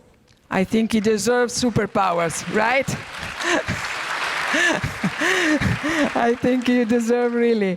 And just to conclude, let me join this global club of superpower champions just for a few minutes. I'm not anymore a minister. As former minister, I kindly ask you to allow me in the club.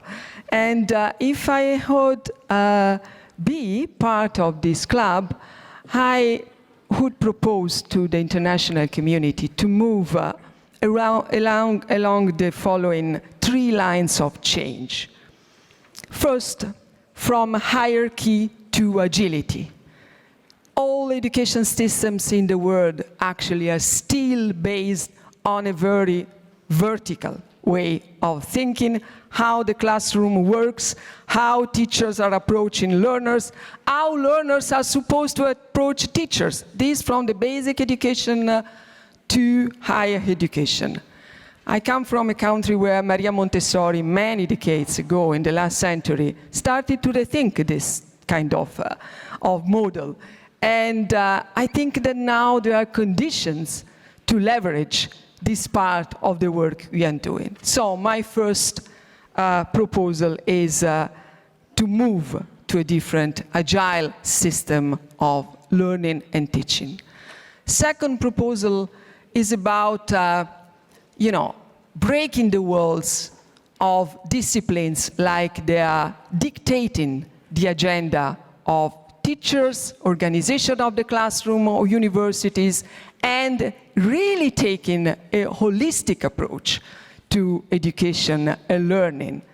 I'm a professor of general linguistics, and if I will go back to the university, as I will do after this fantastic experience in my life, I'm not sure that I would bring all the knowledge, all the new understanding that I'm getting from this experience, because my discipline is about, fundamental science, linguistics, but I will have to stay in terms of publications, HR impact factor, and everything in this rigid system.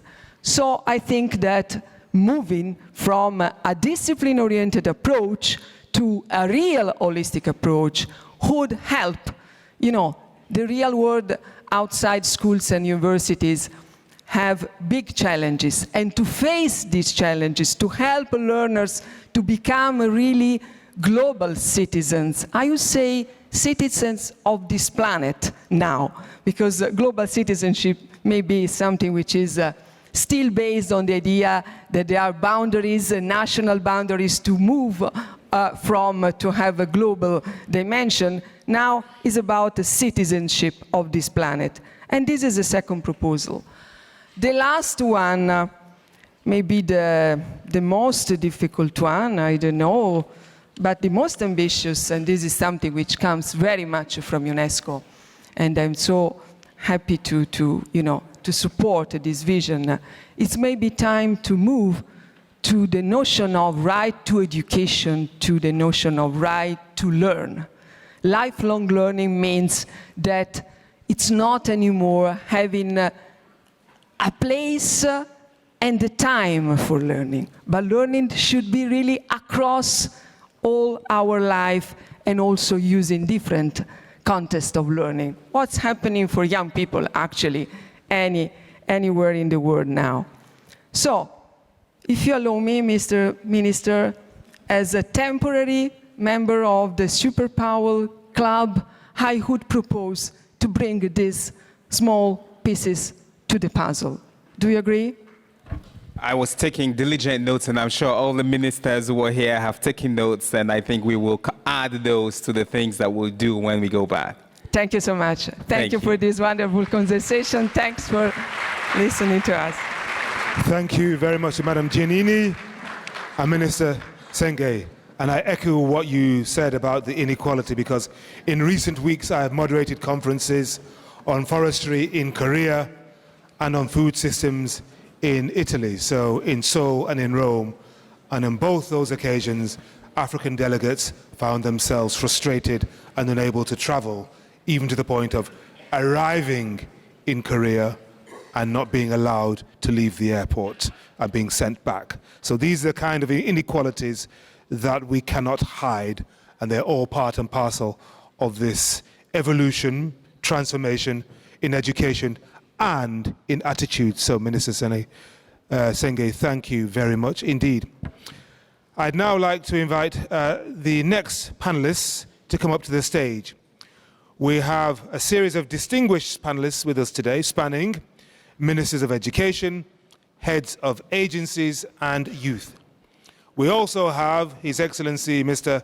Huai Jinpeng, Minister of Education of the People's Republic of China, as well as His Excellency Mr. Chakib Ben Musa, Minister of National Education, Preschool and Sports, Kingdom of Morocco. They'll be joining us online. But the panelists, and you know who you are, from the African Union Commission, Citizenship Teaching, Ministry of Foreign Affairs Norway, the ITU, and also, here's my Spanish, I did not study Spanish, from the Centro de Culturas Indigenas del Peru, also to come up on stage. Thank you very much. And Aish Machani, my co-moderator, is with me because we have a big task in this session, do we not? Moderating these big brains who are going to talk to us about exactly how we're going to make this transformation. I think I better call them by name. So, Mr. Hambani Mashaleni from the African Union Commission. Ms. Michelle Codrington-Rogers, citizenship teacher from UK. Ms. Björk Sancher, Deputy Minister, Ministry of Foreign Affairs, Norway. Mr. Hulin Zhao. Mr. Hulin Zhao, Secretary General of the International Telecommunication Union. Let's try it now. Ms. Tarcia Rivera Zea, Executive Director of the Center of Indigenous Cultures of Peru. Thank you very much. We're going to be sitting on either end, so Aisha, you're going to sit there, and I will sit on that end.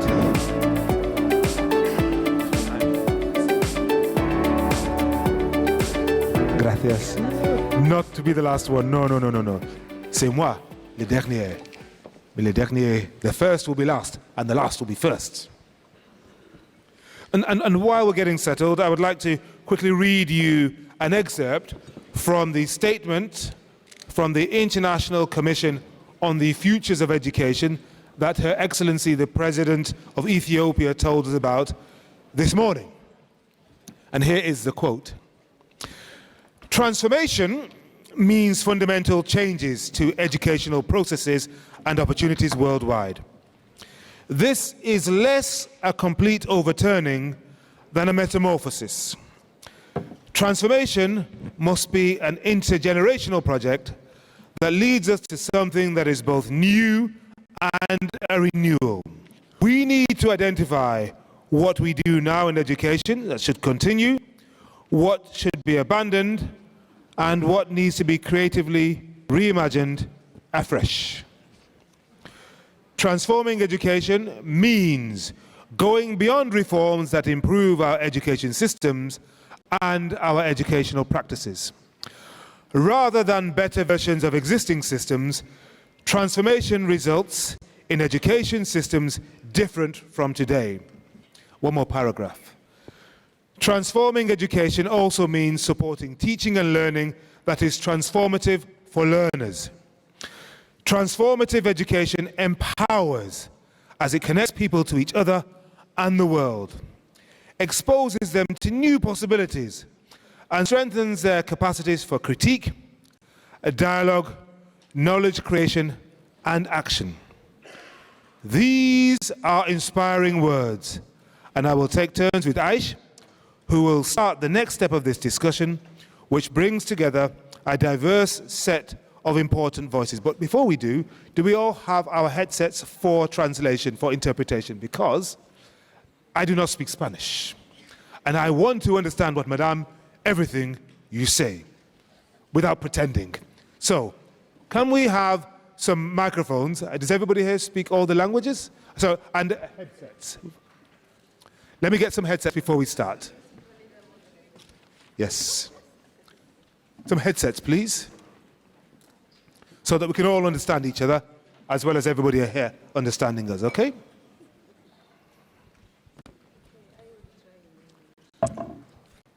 But I appreciate that you will try in English, but Spanglish. Spanglish is a new language to me. I'm not sure I will understand Spanglish any better than I do Spanish. But I could say mucho gusto. That's all I can say. Mucho gusto, yeah. Sure, okay. Henry, shall I kick us off with an introduction of the segment in the meantime? So yeah, thank you very much for those words, Henry, from the kind of statement before. I think it's, gives us plenty of food for thought as we go into the next session. I think really interesting to think that we're not just thinking about education systems that are better, but also fundamentally different. So I think that's, just really interesting. So this next segment will be focusing on the drivers of transformation, and we'll be hearing from ministers of education, intergovernmental organizations, and young leaders. As you can see, there's a lot of us, so we'll be introducing people as we go along, and we're also going to vary the order to keep this discussion as dynamic as possible. And before we begin, I would like to remind speakers that you'll each have 3 minutes to respond to our questions, and a countdown timer will be shown at the start of each intervention. Just, makes our jobs easier as well. Said. But I think we'll have our headsets soon. The counter is there on the screens. There is no hiding.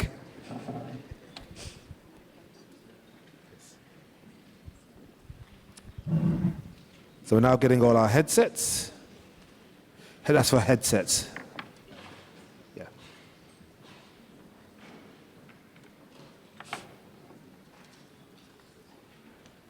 Grazie mille. I was in Rome last week, so I learned some Italian. Grazie mille. Okay, so I think we can begin then with our first speaker. So we're beginning with His Excellency Mr. Chakib Ben Musa, the Minister of National Education, Preschool and Sports of the Kingdom of Morocco. Minister, I'd like to invite you to talk about some of the obstacles to transformation and what we can start to do to overcome them. Over to you. Merci. Thank you very much. Adam, it's a great pleasure to participate on behalf of the Kingdom of Morocco in this pre-summit. I'd like to answer your question, first of all, emphasizing that in many of our countries, schools are undergoing crisis, and many reforms have been undertaken up until now, but they have not allowed us to obtain the decisive results we wanted, either in terms of everyone going to school to have the most inclusive possible to master either basic tools or new forms of learning, nor yet in terms of development of citizenship, as has been said by others, on a broader or more universal base for countries. So I think there are different things to bring out here. First of all, the fact that education is a concern for society, and it's just one component of a larger whole. We need to have a consistent and co-built vision of the whole. We have to have a more systemic approach with a new form of commitment by society. The second thing I'd like to say is that school is a long-term effort, and we have an intergenerational effort that is needed. How can we create a dynamic that is carried forward in such a way that the system is resilient? How can we combine the medium and the long term with results and action that we need in the very short term, so as to ensure that this change will both give us a new dynamic in the present, but also prepare the future, falling back on things that have been shown to work, including in the past. Then finally, we have issues of governance and resources, which we perhaps focus on too much without focusing enough on students and educational autonomy, making teams responsible in schools as well. The ability to make reforms a reality in the classroom. These are all things that seem to me essential, and these are the stakes we're playing for. And then quite quickly, let me share a bit of the experience we've had in the Kingdom of Morocco, which initiated an educational reform, which is part of a new development model, which itself is the result of a consultation and co-building process which was launched some 3 years ago now.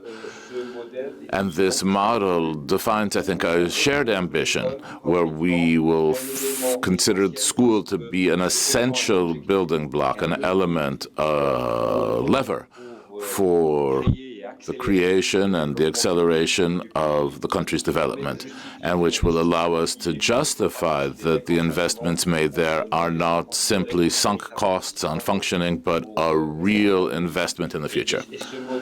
And this model calls forth a dynamic, which I think is a shared vision of the long term for the government and for everyone concerned, but also a social dynamic which will free up energy to create the ability to be agile and resilient and innovative, and this is what we need. We're working on a roadmap, or a draft roadmap, which today has been submitted to a broad-based consultation which has 3 main focal points. One concerns students, emphasizing preschool, mastering basic skills in primary school, and then various professional paths afterward. another focus on teaching with all the subjects of teacher training and making the job that teachers do more attractive in society, and then a third point on schools as a place where a teaching team, which is somewhat autonomous, should be able to act in such a way as to create the necessary preconditions for these improvements to occur. And then finally, I'd like to emphasize the roadmap we have today, which is open to broad-based consultation, as I said, which kicked off, I think, a bit more than 2 months ago, and the results of which will be finalized by the end of September, to allow us to encourage, first of all, to mobilize all the stakeholders to create conditions for ownership of this, and also allowing us to identify all the innovative players who can be vectors for change and who can allow this transformation to take place. And we hope to end up with a platform for commitments, which will be the broadest possible platform. And over the course of these 2 months of consultation, tens of thousands of students and teachers and parents and elected officials. Thank you so much, Minister, for those remarks, which was very rich, diverse, and inspiring. Very powerful illustration of the perspective from Morocco. Could we reset the clock and give us 3 minutes, please? Because that was a little confusing. We had a countdown from 35, so it wasn't clear exactly how much over his time the minister went, but I know he did. But Minister, it was a very powerful speech, so you gripped me. However, we need to reset the clock for 3 minutes, not 35. You can't see this. I'm giving you some little secrets here. But we need to try and keep people on time and on budget. So let's now go to Mr. Hambani Masheleni, Acting Director, Department of Education, Science, Technology and Innovation, African Union Commission. Sir, Mr. Masheleni, what do you see? He's setting his own clock, I think. What do you see as the key drivers for educational transformation on the vast continent of Africa? Thank you. Thank you very much, Mr. Moderator, and good morning. From the African Union perspective, the key educational transformation drivers we have to look at are around, number one, we need to mobilize a political will, as well as creating an enabling environment that will support the transformation to happen. We believe that this is a golden opportunity for all our countries to work together to transform together the education systems on the continent, meaning we need to reorient our policies, our approaches, our strategies, as well as creating new partnerships that can enable us to respond to this new global mandate. We need countries to take ownership, commitment, and secure sustainability of transformed educational systems, and thereafter deliver on the transformed systems. Now, we have always in the African Union Commission the platform which enables ministers to come together and the Assembly of Heads of State and Government to come together, and we will definitely ensure that transformation education stays on top of our agenda on the education sector. Number 2 point is really around the youth. We Africans, we don't have any option. 65% of our population are youth, and we therefore need to take this responsibility very seriously to invest in them so that these people become the leaders of our countries tomorrow, the leaders of our development agenda, and they should be part of this transformation conversation of education. The third point I want to raise is around financing and systematic investment in education. We need predictable and sustainable investment in education at all levels, be it national, regional, and continental. But we need to go a little bit further to define clear mechanism for accountability. The next point is on multi-sectorial and multi-stakeholders. Education underpins every sector. We need to engage everyone to come on board to do this transformation. It will never be for the education ministers alone. We need all other stakeholders to participate and play their decisive role in the transformation process of our education system. The last point, if not the least, I want to make is about innovations and digital technologies.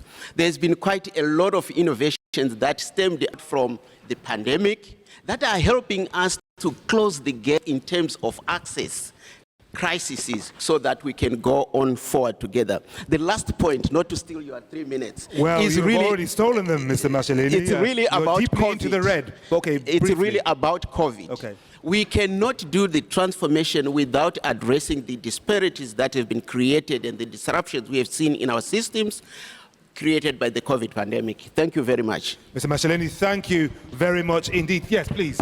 Thank you very much indeed for those remarks. Country ownership, youth investment, real engagement. We now move to Beijing and hear from His Excellency Mr. Huai Jinpeng, Minister of Education of the People's Republic of China, who will now speak. And China has just conducted its national consultation. So, Excellency, Minister, please share with us your perspective on education transformation and what emerged from your consultation in terms of pivots for transforming education systems.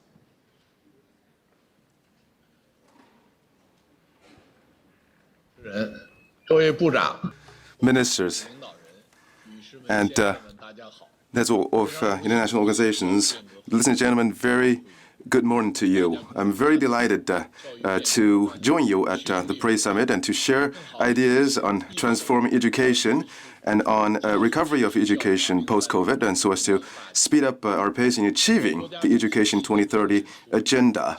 The Chinese President Xi Jinping pointed out that education is a cornerstone for the progress of human society and is decisive for the overall development of mankind and for the innovation and the creativity of the whole society. Today's world is undergoing profound changes, unseen in a century, and education must transform itself accordingly. Considering practices and explorations in education in China, I'd like to share the following 3 key ideas. First, uphold the commitment that education is a high priority. Education is essential for a country and the well-being of its people. The quality of life is highly dependent on education, China regards education as the highest priority, and we try to enhance the equitable access to education and the quality of education. And in terms of government spending, education is being given priority. And also in terms of socio-economic development planning and the allocation of public resources, we're also giving priority to education in terms of also of capacity building and the training of our talent.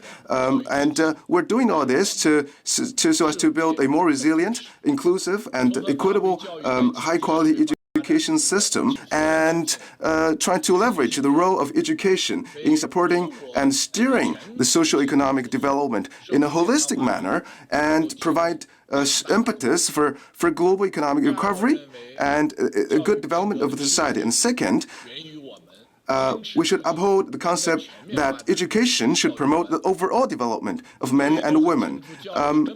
And this is a fundamental task of education. It should unlock people's full potential and enhance their cognitive and practical skills and achieve a health development inside the society. Today, the iteration of knowledge and technology is accelerating. The society and industry and economy are changing very fast. And we need, in this context, to renew our education philosophy, its content and methods, so as to build an education that can provide lifelong learning to everyone, and that is equally accessible and combines knowledge and practice that is more open, inclusive, active, and resilient. And we should align education closely with socio-economic development and help learners improve ethics scientific literacy, physical and mental well-being, and entrepreneurial skills, so as to better prepare them for the society of tomorrow. Third, we should be committed to transform education in response to major challenges of our time, and in a spirit of joint development. Today's world, mankind is facing challenges such as climate change and new scientific and technological revolution, and industrial transformation, and regional conflicts fueled by the Cold War mentality. But it's very, very inspiring and very interesting. However, we do have other speakers who do need to give their contributions. And I'm sorry, Minister, but you are deeply into the red. So thank you very much indeed for your comments. Thank you. Thanks Aish. so much, Henry. Hello? Yeah. Clearly, Henry, they trust you more than they do me because my microphone wasn't My big, heavy Ghanaian voice. Oh. But no, thank you so much, Minister, for your comments about the vital importance of education and all that China's doing to promote that in its kind of priorities. Next, we're going to hear from Miss Michelle Codrington-Rogers, who's a teacher of citizenship at a secondary school in the UK. My question to you is, when you think of your classroom and some of your present or even future students, what are some of the key changes that you'd really like to see brought about? Yes, thank you very much. And before I start, I am going to say hello to my classes who will be watching this, and I see you, and make sure you're doing your work. So, hello, say hello to my class. Over the last few hours, I've heard some words including empowers, indispensable, crucial, dignity, essential. But I'm going to sit here and tell you that I became a teacher because I believe in equality and justice. But our profession is in crisis. It's not just in one country, it's across the world. Teachers and support staff are in education because we want the best for all of our children, the communities and society as a whole. And even in education, teachers' voices aren't often heard. We are undervalued, unheard, and often excluded from the discourse. If you want to make the change, we must be in the room. I'm a teacher, and I have been for 15 years, and I'm a proud trade unionist. But without our voices and the experiences of actual teachers, the governments can make as many different ideas that they want to. But we have to be involved in that conversation. We will essentially continue to be in this tug of war between governments trying to bring in new initiatives, which for lots of us in the teaching profession have seen before, and we end up tugging backwards and forwards, and the only losers are the children. We are the ones who are expected to implement the policies, and yet our expertise is often ignored. And so it is absolutely crucial that if we're talking about global citizenship and well-being, we have to be given the space to actually invest in the whole person. Education is not just about the academic. We've seen that during COVID. Education is what we do in the classroom. It's not quantitative and it cannot be counted. It is qualitative, and that's what the investment needs to be. So what I'm going to say is this. The 3 points that I'm going to raise is, first off, you have to recognize that it's the teachers and the education staff who are holding together the education system. We are doing it at the cost of our well-being and our own financial security and future. So you have to pay teachers. When you invest in schools and in education, pay the teachers, because a teacher cannot be a good teacher if they are worried about paying their own bills, but also putting in their hands into their own pockets to pay for the children who are also suffering. Secondly, investment in schools has to be clearly for the best interest of children. And I'm sorry to say it, but pay and training of teachers is part of it. And you cannot, my third point, make policy decisions without teachers and their trade unions being in the room. Otherwise, you are just putting it out into the ether and expecting schools to do the work when we haven't been involved in the decisions. Now, how does this link back to the question? I'm glad you asked. Because if you trust a profession, we are confident, we are innovative, and we will make it work. We want the best for our children and young people. But if you don't trust a profession, you will not get that transformation. I'm aware of the time. The bell's for me, not for you. So I will be generous because your speech is powerful. I'll give you a little bit more time. Our profession is being ground down. We are losing the brightest and the best, and that is because we are not being trusted as professionals. You need to make sure that teaching is one of those professions that our children, who are the bright and the best, want to go into. So we need to make teaching a first choice of profession. You want inclusive, diverse, confident, caring societies, and that starts in schools. But without us, schools are just buildings.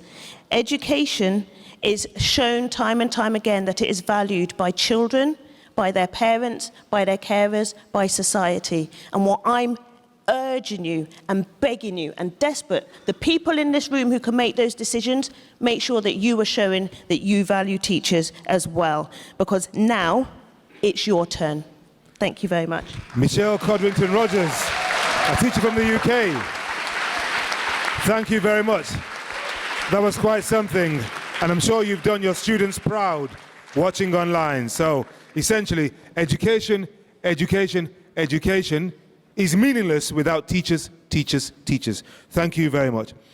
I'd now like to invite somebody who was listening to you very keenly, Her Excellency Ms. Björk Sandkjær, who is Deputy Minister of the Ministry of Foreign Affairs of Norway, to share with us her views on which of the many things that might need to change in our education system, which of them should be prioritized, as well as what we really need to focus on in preparing for the Transforming Education Summit, which will happen in September. Over to you, Your Excellency. Thank you very much. I would like to start by, making sure that we all think of education as a human right. And we know who's responsible for realizing human rights. It's governments. It's us as governments making sure that all children, all young people in our countries have access to quality education, but we don't do that alone. We have to do that in partnership. A rights-based approach means participation. It means participation by young people, by professions, important professions that need to be part of shaping what we do, by academia and our partners around the world and multilateral partners.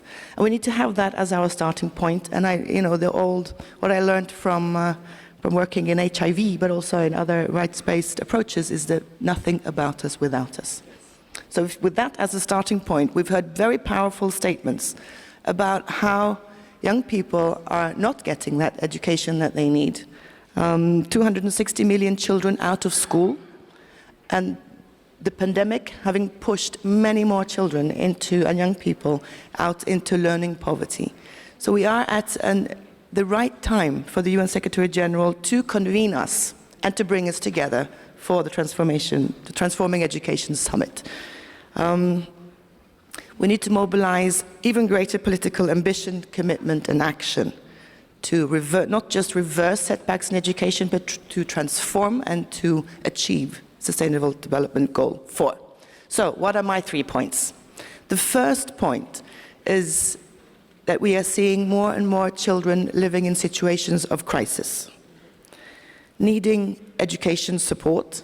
Some of those crises are protracted. It's not a short time and then you go back to normal life and back to school again. No, those crises can last a very long time. And that means we need to think differently about how to provide education to children in those situations. So Norway is very pleased to be co-convening and supporting the Education Cannot Wait high-level financing conference, an initiative to provide support to education to children and young people in those situations. And we are doing that together with Switzerland, Niger, Germany, and South Sudan, and it's of course open to others to be part of that endeavor and make sure that we are able to provide education to children and young people in crisis situations. Second, we need to ensure that our learners have access to quality education that is gender transformative. In the post-pandemic period, we need to give more attention to the needs of girls and women. And we need to safeguard sexual and reproductive health and rights of everybody. So in an education setting, comprehensive sexuality education needs to be a priority. So that was the second. And finally, we need to focus on building robust and sustainable education systems, with domestic education financing still being insufficient in many countries. And in preparing for the summit in September, I welcome the emphasis on national consultations. All children have the right to quality education. Time is of the essence, and we need to act now. Thank you. Thank you so much, Your Excellency. It's great to hear how Norway is spearheading these kind of transformations needed for education. And I think you really kind of accurately pointed out that young people aren't just facing short-term crises. These are truly intergenerational crises. And I think, as the SG says, we're at a moment now where we're facing a choice between break down or break through. So thank you so much for kind of highlighting the importance of this moment. So next, we're going to hear from Mr. Hulin Zhao, who is the Secretary General of the International Telecommunication Union.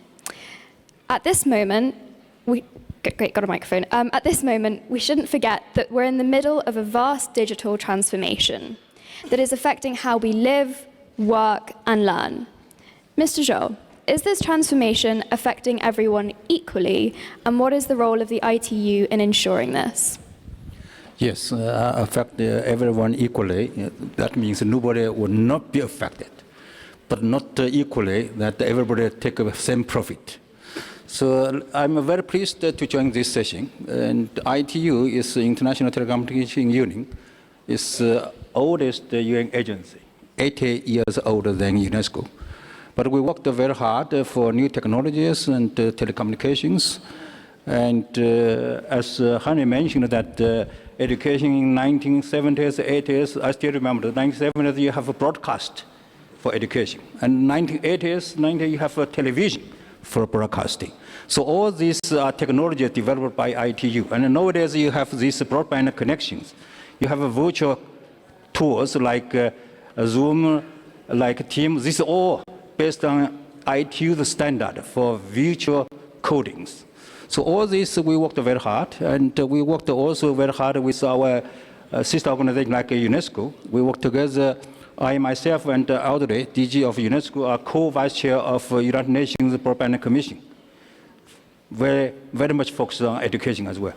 Of course, for internet connectivities. And also we work together with UNESCO, with others to organize WISIS, World Summit Information Society. And WISIS is the meeting we organized 2003-2005. And then 2005, we already set up goals to have all the schools be connected by 2015. Today, we are still talking about that. So there's a lot of challenges here. I'm very pleased to show up at this podium that gender balance. And together with those ministers on the screen, you know, that you heard the Minister of China, he was now Minister of Education.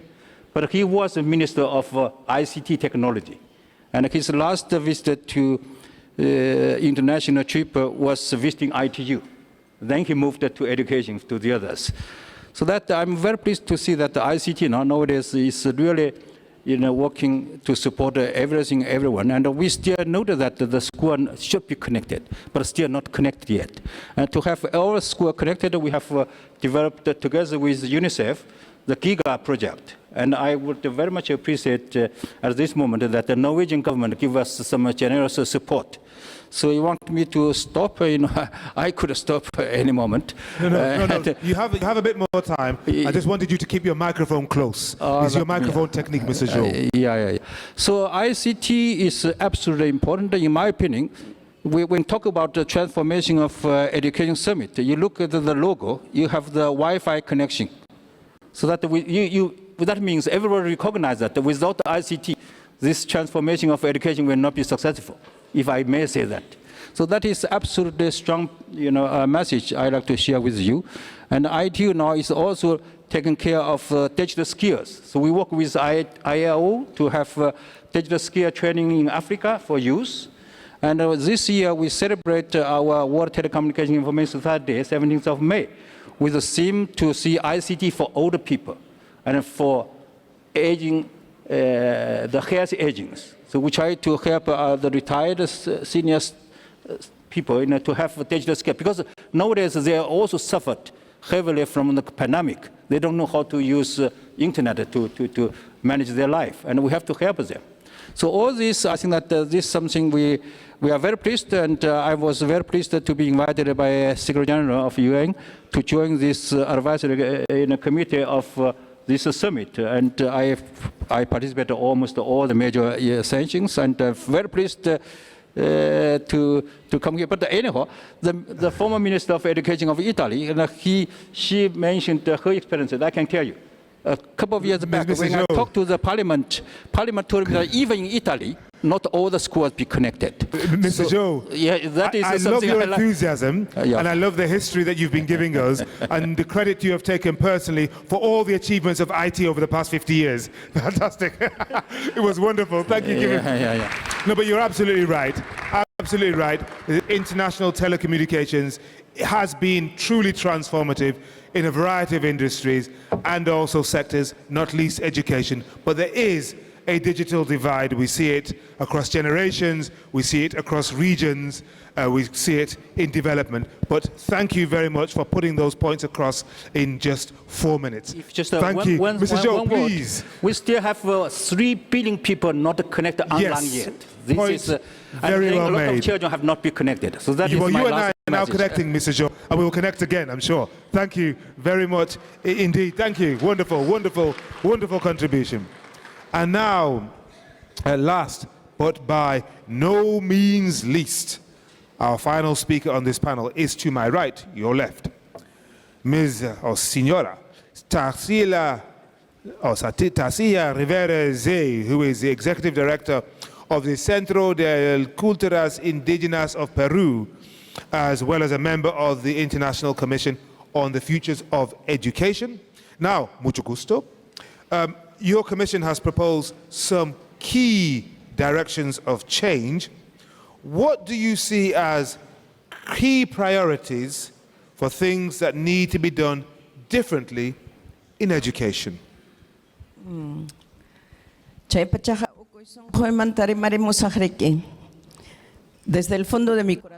the bottom of my heart, I shall answer your question. As a descendant of the Inca civilization from South America. And because I would like you all to understand that in my person, there are nearly 480,000 indigenous peoples around the world. There's no region around the world that has no original peoples with their own languages, their own cultures. And if we are speaking about diversities, well, we have to bear in mind those diversities as well. I would like to express my gratitude for having been brought on board to be a member of the committee, which has managed to resonate with the voices and aspirations of all in transforming education of those voices that hitherto have been absent. How many girls, how many little boys out of the 480 million have had access to education and have felt that they've been treated with dignity when they enter the classroom? That's what we want to change. That is what we want to see in this transformation of education. We want the curricula to include the local college cultures, knowledge bases of these different diversities, not just cultural ones, but all types of diversities that are still seen as part of the emerging sector. Another important thing for us is the training of teachers. The Commission is fully aware that we have to take a fresh look at how we train teachers, and we can't just see teachers as people that get the lowest salaries, the least consideration. The pandemic has shown that teachers, especially in rural areas, did not have access to internet. They didn't have the resources that they needed to continue to be able to use those tools.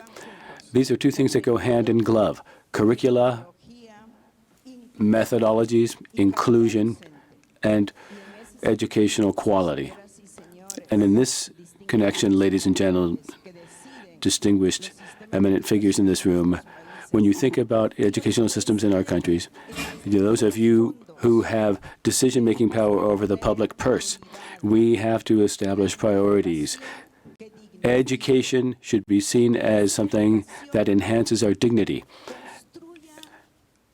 Education should lead to a sense of universal citizenship based on human rights from the bottom up, that we all have opportunities to make it to a ministry and to become a minister, and that no one be left behind. These are the voices that have been heard within the work of the Commission, and we remain very hopeful that on this historic occasion we will actually manage to fill in the gaps and break down the barriers of exclusion.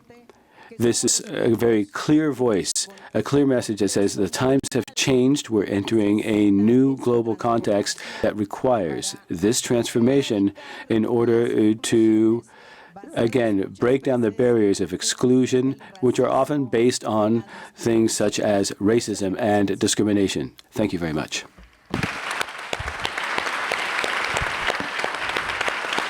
Muchas gracias, Señor Zea. I think really valuable highlight there of how we should put diversity at the forefront of these discussions about transforming education. Thank you so much for the work that you and all of the rest of the committee are doing to prepare for the Transforming Education Summit that's due to be held in September. So this actually now marks the end of this panel. I think it would be great if everyone could join me in offering a huge round of applause for all of our panelists here today.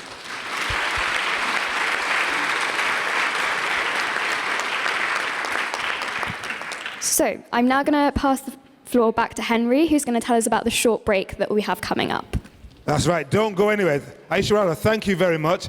Don't go anywhere, because our break is going to be a cultural one of music, because education and culture go hand in hand, do they not? We're going to be treated to a performance from Ms. Tanya Sahle, who is a singer and songwriter from Lebanon.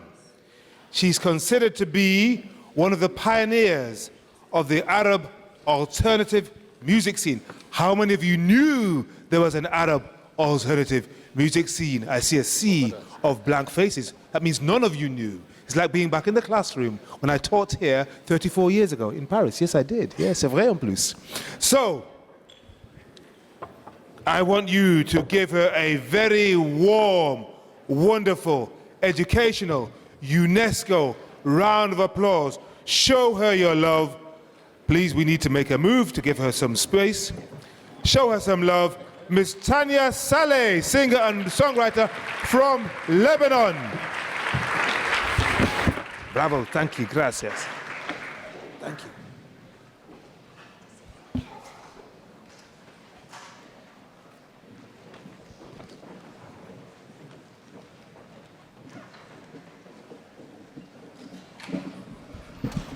Bonsoir.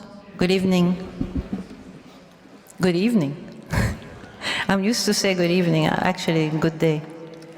Bon dia. Buenos dias.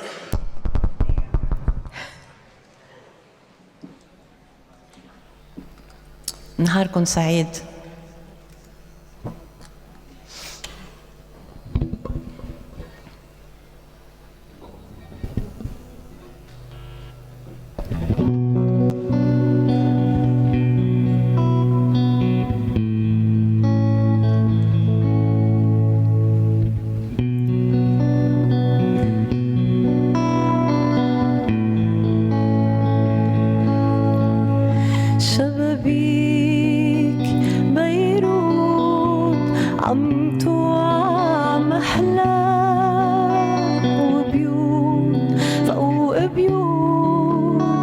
شو ما عملت برحلة عايشين فيها سوا كل مين عشبكو معنا كل العمر بزهور وشويكو شبابي بيروت عم توع عم أحلى رالي بفنجانة وقلي شو شايف لا مارق عليها كتير يوم مر ويوم حلو ما بتشبع أساطير والعمر بأوله شبابيك بيروت عم توع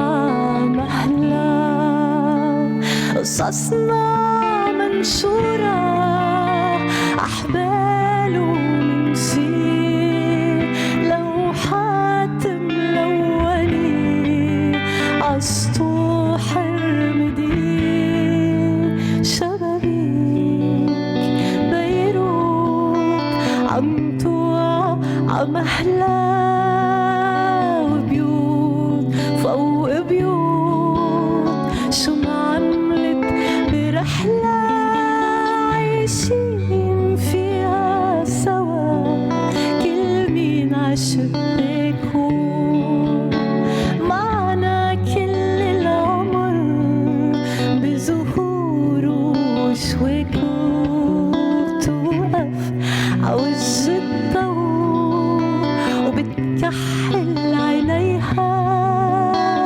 إلا ما حدا يطل ويسلم عليها والبحر رايح جايلة بيتعب ولا بكم ومهما صارت عتيقة وحدة عليها بحن شبابيك بيروت عم توع محلى قصصنا منشورة أحبال ومنسير لوحات ملونة عالسطوح المدير قصصنا منشورة أحبال ومنسير لوحات ملونة عالسطوح المدير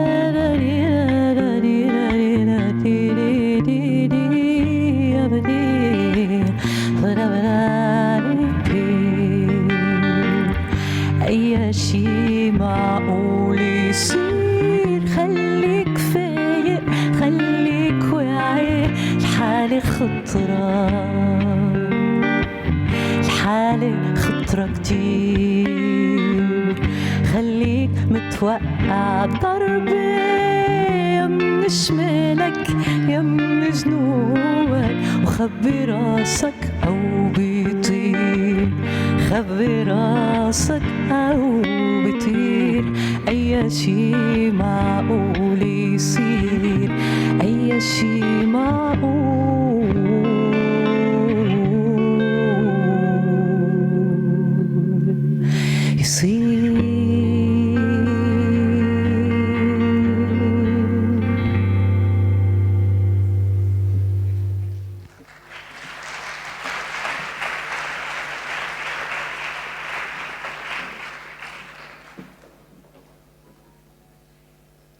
Still one more song. Encore une chanson? Oh non. Une chanson très rapide et très vite.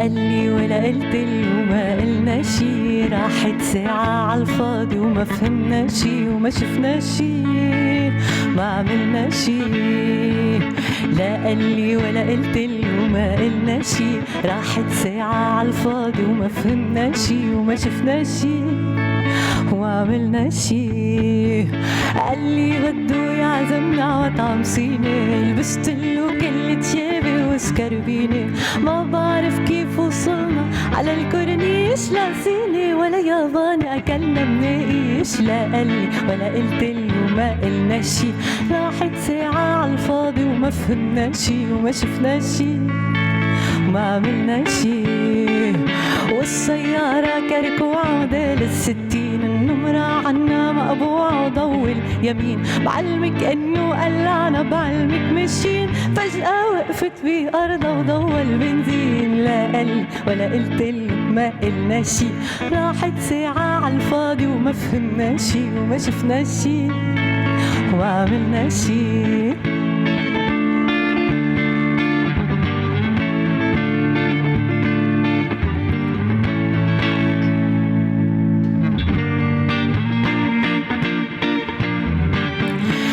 بدها دفش صغير بترجع بتدور ضلوا يجرها ويكرها لفاتت بالسور ما خلى ستر مغطى والعرض مستور لحقته على كعب النزل بكعب المكسور لا قال ولا قلت له ما قلنا شي راحت ساعة عالفاضي وما فهمنا شي وما شفنا شي وما عملنا شي وبالرجعة تلقط فينا حاجز طيار واخونا ناسي وراقه عند المختار مع شباب الدوري خلص المشوار وما عدنا سمعنا عنه بعد اللي صار لا قال لي ولا قلت له ما قلنا شي راحت ساعة عالفاضي وما فهمنا شي وما شفنا شي وما عملنا شي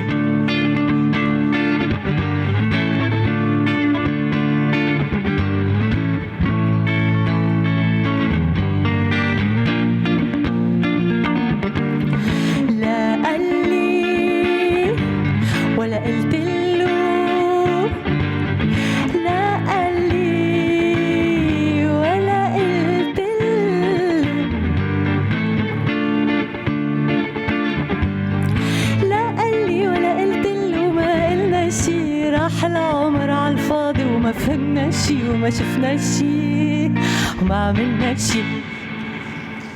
Wow. Tanya Sahle, I'm very glad. Thank you. Yes. I'd like to thank UNESCO for inviting me. Merci à l'UNESCO de m'avoir invité à ce sommet très important.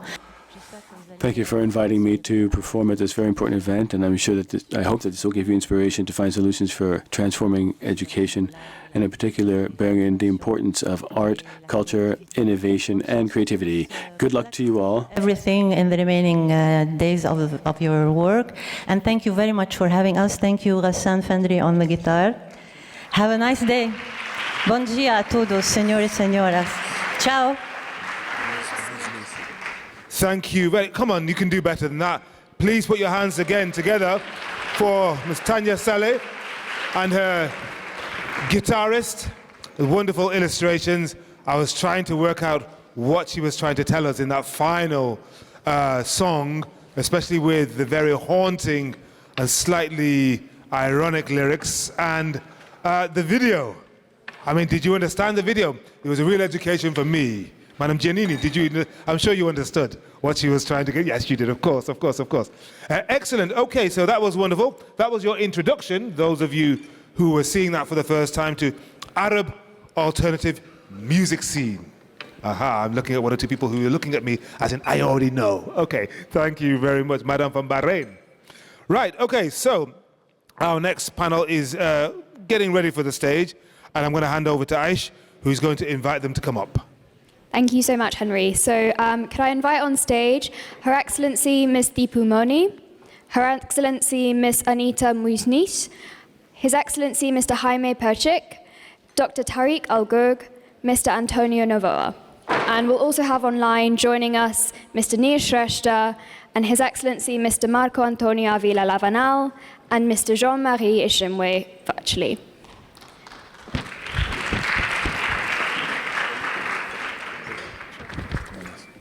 Hello, how are you? Long time no see. How are you?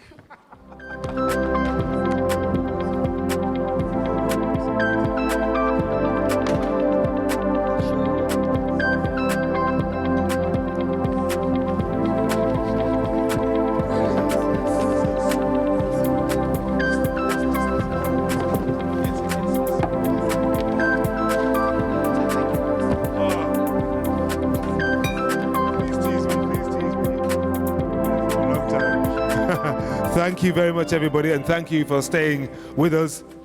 So this panel sits between you and your wonderful, sustainable, healthy, educational lunch.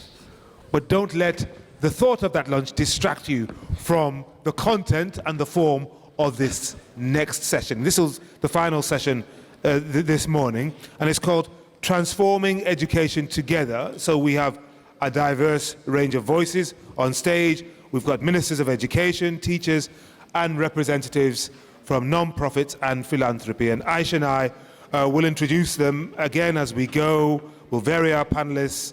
And just to remind all of you speakers, we are going to try to be as strict as we can because we're running over time to the... Minister Isiodi said, oh, trying to curry favor with me. But Minister Munu, it will not work. It will not work. So 3 minutes each. So excellent. We're going to start with Her Excellency Ms. Deepu Moni, Minister of Education of the People's Republic of Bangladesh. And so in the next half hour, let's focus on the directions that transformation needs to head in. So Minister, your vision, please. How will a transformed education system look? The schools, learning, how will it be supported? Not just in the school establishment, but across the lifespan, lifelong learning.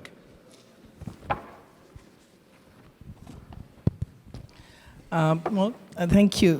For us, transforming education means ensuring a sustainable future where we develop a knowledge and skill-based education system that leaves no one behind in facing the challenges of fourth industrial revolution.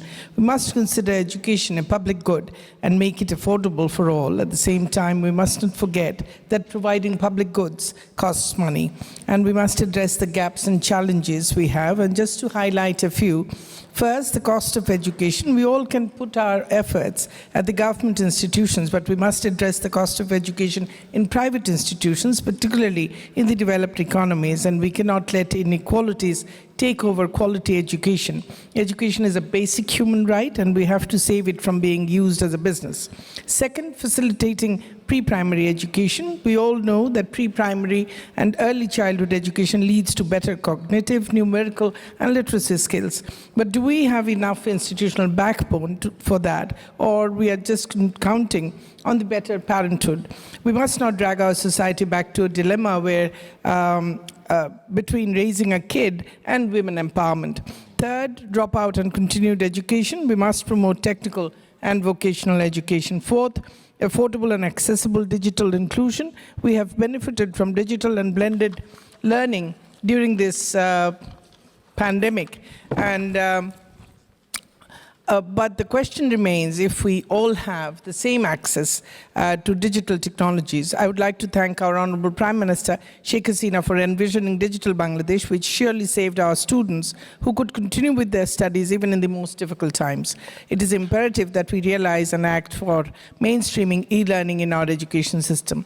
Schools need to become a happy and fun place where every student can form and realize their aspirations for transformation in an enabling environment. During the pandemic, when schools were closed, we realized how important a role they play in the lives of the students. Pandemic has proved that the schools cannot be entirely moved to digital space, but our physical school need digital connectivity. So we must prioritize and invest to connect and equip schools digitally with a focus to leave no one behind, including the children with special needs. Teachers must be at the center of the school to transform the education. Transformation in education will only be possible when teachers are trained to innovate, design, and create lessons to meet the needs of future and also in specific contexts, and when they have financial security as well as social recognition. Schools should not only be placed for learning, learning should expand to our cultural and social spaces. We must create a model where children and adults have the lifelong learning opportunities. Learning should embrace diversity of humanity in our social and economic development, which will guarantee true value of diverse human potentials. Thank you, Your Excellency. Could I just remind thus you bringing equity in wrap up your education. remarks? We must urgently address these challenges to forge a new social contract for education which will help to shape socially just and inclusive shared future. Thank you. Thank you so much, Your Excellency. And in particular for your framing of education as a kind of global and intergenerational public good. So thank you so much for that. We're now going to turn to Mr. Neer Shrestha, who is the president of the Kathmandu Valley chapter of the Blind Youth Association in Nepal, who will be joining us virtually. Mr. Shrestha, we've heard many calls for the inclusion of perspectives and groups that are marginalized and overlooked. How do we best ensure such voices are meaningfully included in the transformation of education? Thank you for this important question. The world is full of diversity, and we have lots of marginalized groups, including disability community, refugee community, Khoi community, and others. After the Global Goals for Sustainable Development came into effect, our actions have been shifted towards mainstreaming the issues of marginal identity, and we have been guided by the principle of leaving no one behind. However, the actions and the achievements are not much satisfactory. We have lots of stigmas associated with those marginalized community, and we are somehow devaluing the issues of marginalized community as their number is low. Besides that, we have also lots of structural, individual, and social level barriers that have been hindering to address the issues of marginalized community. So what can we do in order to ensure the better voices and address the issues of marginalized community in the transformation of education? For this, first of all, we need to change our narrow mindset and remove all the stigmas associated with those marginalized communities. Second point, we need to remove all the barriers, including attitudinal, communicational, social, environmental, and other sort of barriers, so that the marginalized community can come forward and raise their voice for the inclusive world. Besides that, we need to work for empowering, building their leadership skills, as well as ensure their meaningful participation. Because they have been being suppressed for a long time, and just bringing them in front of the stage, they cannot speak for themselves. That's why we need to work for the empowerment, leadership, and we need to ensure the meaningful participation across all the processes, including planning, implementing, and follow-up of all the actions that we are going to take. Next thing is that our planning methodology should be changed. We should not be focused on top-to-down approach. Rather, we need to shift in down-to-top approach so that we can address the issues of those marginalized communities in our planning. And if we plan thinking about those marginalized community, definitely it affects the whole community.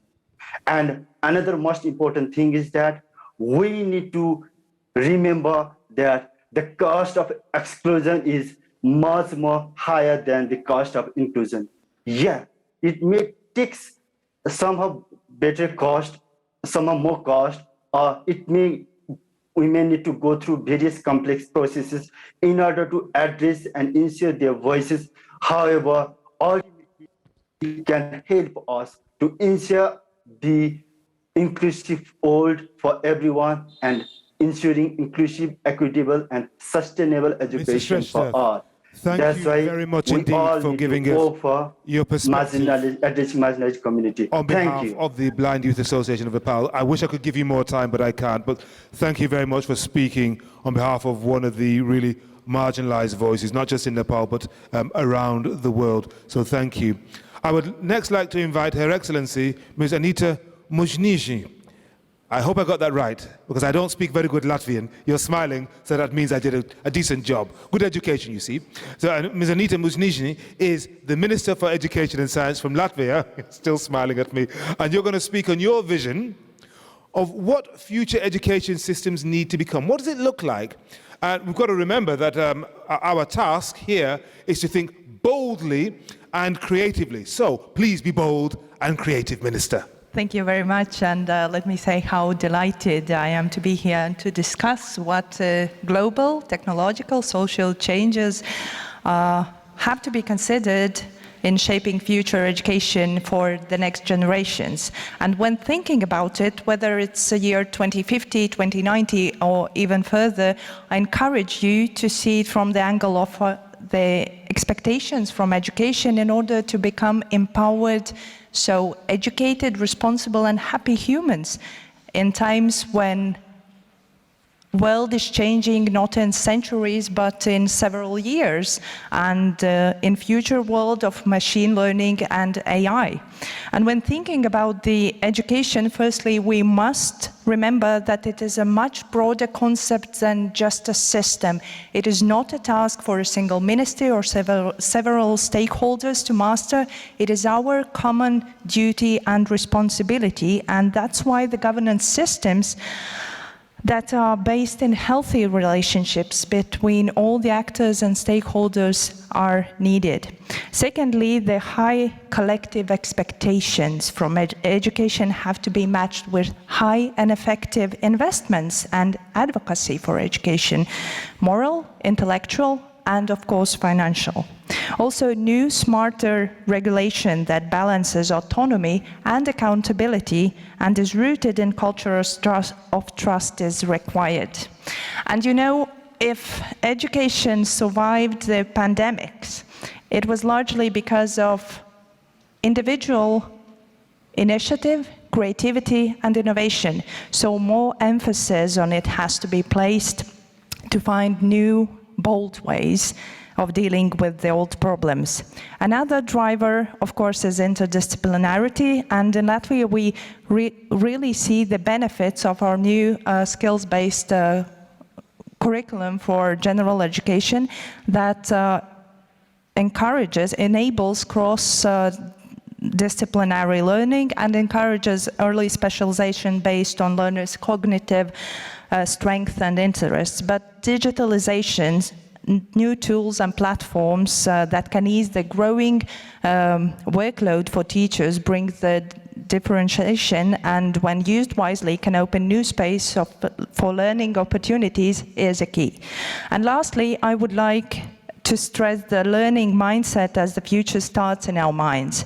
And to drive education forward, it has to be done through understanding and changing the mindsets. By this I mean making better use of existing research on different cognitive strategies and ways of solving problems. And these are the few ideas from our national discussions, but they are a good start to make a real difference. And yet, today when we discuss the transformative power of education for a sustainable and peaceful future, we must think first and foremost think about those most marginalized, those displaced, those in emergency situations, those learning in cellars and under the threat of arms. Therefore, I would like to draw your attention to the statement of the Group of Friends of Ukraine, sponsored by 53 member states, concerning the Russian military aggression towards Ukraine and the impact on education and its sustainability. This statement will be delivered by Iceland later today. Thank you very much. Thank you so much, Minister, both for telling us about that statement and for kind of identifying some of the key drivers of education, be it kind of digital transformation or mindset shifts that we'll need to transform education systems so that they're kind of able to cope with the rapidly changing world around us. So now we're going to turn over to Mr. Jean-Marie Chimwe, who is both a refugee youth advocate and a digital educator. Mr. Jean-Marie, what are some of the key directions of change needed for educational transformation? Well, thank you for having me. First and foremost, I'm particularly saddened not to be able to join you in person, despite holding a valid Schengen visa. As it was also mentioned earlier by the minister from Sierra Leone, for me as a refugee, instead of a passport, I hold a conventional travel document, which made airlines authorities question my right to travel to France. They decided for me, this is only one small example of the kinds of worries and restrictions of refugee life. We can plan, but it's not always our choice to do. This is the case for education also. Still, these barriers did not stop me to make sure I take ownership of this space to raise the voice and include recommendations from my refugee community that are not privileged enough to be there. Well, I believe the key three direction areas of changes needed are: one, for refugee students who manage to complete formal education, we should vigorously increase funding for refugee higher education. Only 5% of refugees access higher education globally. 15% is UNHCR's compact on refugee goal. Whilst we have some scholarship, a big number of refugees never get a chance to access higher education. We need true inclusive policies where refugees have the same right and access to education as non-refugee students. Moreover, we also need more opportunities created by collaborations with higher education institutions to support or accept refugee students. Two, allow refugees to have legal access to dignified work. When refugees are able to access fair work after school, then that leads to expanding human capital in local and national economies. I urge the education stakeholders to include refugees explicitly in discussions and frameworks to help host countries promote economic inclusion by allowing refugees to contribute to nations' economy. And last but never least, so that more refugees can reach post-secondary studies, we need to provide access to quality primary and secondary education for refugees. Often, refugee students in camps lack qualified teachers, learning resources, and facilities. Refugees all over the world, just like locals or hosts, should access good schools, teachers, and facilities to perform well through competent learning. Quality education means we must support psychosocial and mental health for refugee students to reduce cases of depression, trauma, suicidal thoughts, and stress. Ministers, it's a choice to be on the right side of the history. Please act. Thank you. Merci. Thank you very much indeed, Jean-Marie Chimwe, and I'm sad that you were not able to be here for the reasons that we've already outlined today. You know, visas, and especially difficult for refugees. We've got to get this sorted so that your voices can be heard right here.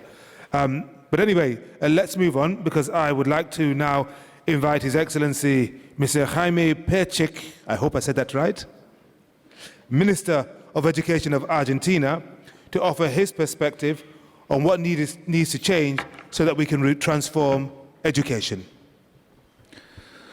Hola, buen día. Good day. Yes, you did pronounce my name correctly. Good day, one and all. It's a pleasure for me to be up here with you today, and also to be with those who are listening in online. We think that one of the main achievements of global education is that it now be recognized as a right. It wasn't always the case. I think it's a real achievement that we can all see it as a right. Now, one of the things that we have to be very mindful of, and this is one of the topics that we've been talking about at this event, is that every time we talk about a right, it means that there has to be a budget backing that up. You can't uphold a right if there's no money available to invest in education. And if you look at GDP growth, economic potential, investment potential, reflect the possibilities of developing education and thereby upholding other rights. We believe in rights. We want to guarantee those rights. We're not asking for a blank check. What we want is to make investments in education. And for that, we need the budget that we need so that our children, our youth, and our adults who perhaps didn't get a chance to study when they were younger can have access to education. So a budget is something that always hinges on economic and policy decisions, and we're tied into the global economy. And we all have to work together to try to address these claims. And our country is doing everything it can to make sure that we have the wherewithal to make those necessary investments. The system that we dream of is something we need to, the only way to get there is by transforming education. Transformation is something that is to include all of those who so far haven't managed to enter into the system and find a place for themselves in the system. And then for all of those who are in the system, we have to guarantee that there will be qualitative improvements in their learning experiences. So all of these issues, all of these questions that we are contending with in our educational policies, in local communities, in the scientific research centers, in universities, etc. We want to put students, learners at the heart of everything that we do, and not just as a theoretical exercise, but as something that is genuine, where we understand what their needs are, what their demands are, what kinds of potential they can tap into for the future, so that it's something that will tie in with their own personal project of life, something that will develop all of their different interests and skills in terms of arts, etc. And everything has to be done with the teachers sitting at the table as well. We can't have a conversation about transforming education without having the teachers there. We've got the learners in the center, boys and girls, youth, those who are studying, those who are learning are in the center of everything, but we're working with those who are providing that education. We have to all sit down together in order to determine the type of educational system, a transformed educational system that we want for our country. Thank you.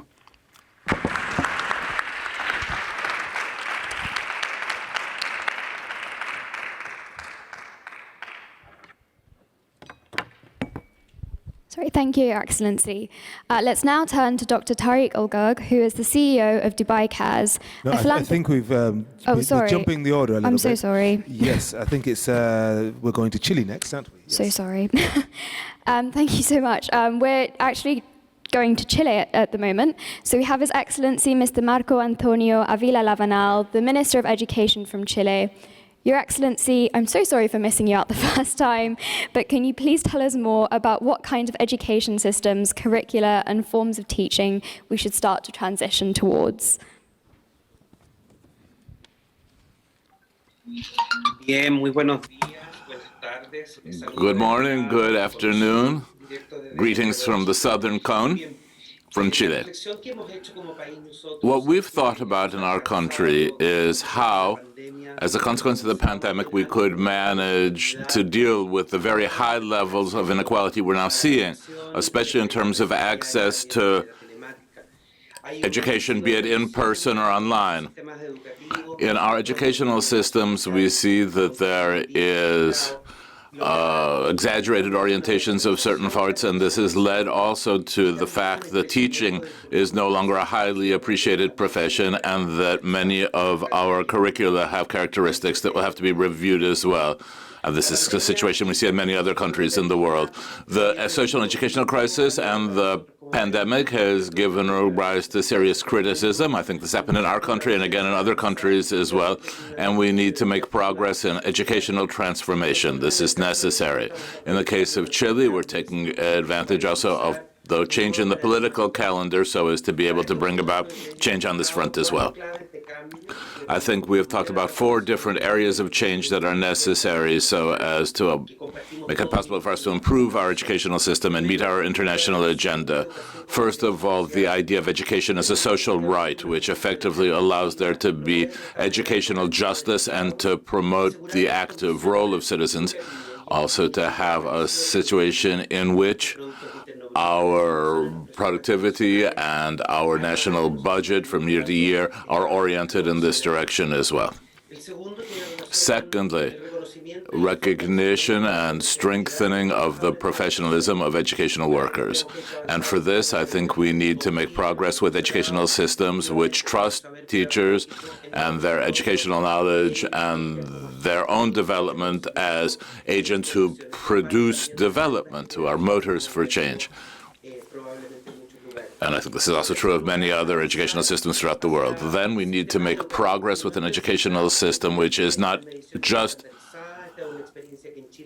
centered on measuring certain metrics. This is something we also have to do in Chile. We have to put ourselves on a much broader basis and talk about students' development, much broader based information to involve educational communities and allow them to not simply have strict measurements, but to also have integral forms of learning and to be able to have ongoing development of their own capacities. This, I think, is something we see in other sectors, not just the educational sector, but there is a difference, I think, that has to be made given the very important territorial and other contextual factors that are at play here. And then finally, the role of this development we're looking for involves rolling out a curriculum which will promote life in the 21st century to be able to be a very important aspects such as global citizenship, sustainable development, and to have much more territorially based elements which also take account of the context. To go on a little bit longer because we're coming toward the end, and I was genuinely engaged as I am in all the contributions. So thank you very much. Muchas gracias. Muchas gracias. Minister, we have finished. Sorry. Thank you very much indeed for your contribution. Thank you. Yes. And now let's turn to a gentleman I think I first encountered at an international development summit in Mexico City in 2014, and we've sort of kept in touch ever since. Dr. Tariq Al-Gurg, who's the chief executive of Dubai Cares. It's a philanthropic organization doing very important work in education. And Dr. Al-Gurg, Tariq, if I may, we've heard a lot of visions for what education is and could be. So let's hear yours. We're talking about a metamorphosis. What do you think is most urgent and indeed most promising? Well, thank you, Henry. Is it clear? Yeah. Yeah, you're up. Yeah. Thank you, Henry. I hope because we're friends, you give me another 1 minute, but let's see how that goes. That means you get 4, not 5. Well, look, I think if we're talking about transformation of education, I think we're asking ourselves the wrong question. Every country I have seen, the majority of the countries are talking about what we need to change right now.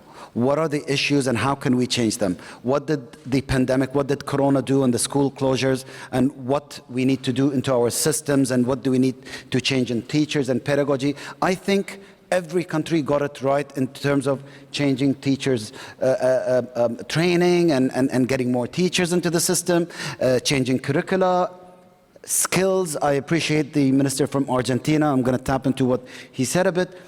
But I think we're asking ourselves, Henry, the wrong question, to be honest with you. And I'll be very blunt. We should not look into what do we have to change. We're talking about a new system. If you take the current system, you're not changing it. You're just upgrading it. You're tweaking it. Transformation means changing, not evolution. And with that, I think, in our opinion, and I stick to my opinion, we should ask ourselves, what is the future human that we want? Every country has an agenda. Every country has a target, 2030, 2040, 2050. The UAE, we have 2071.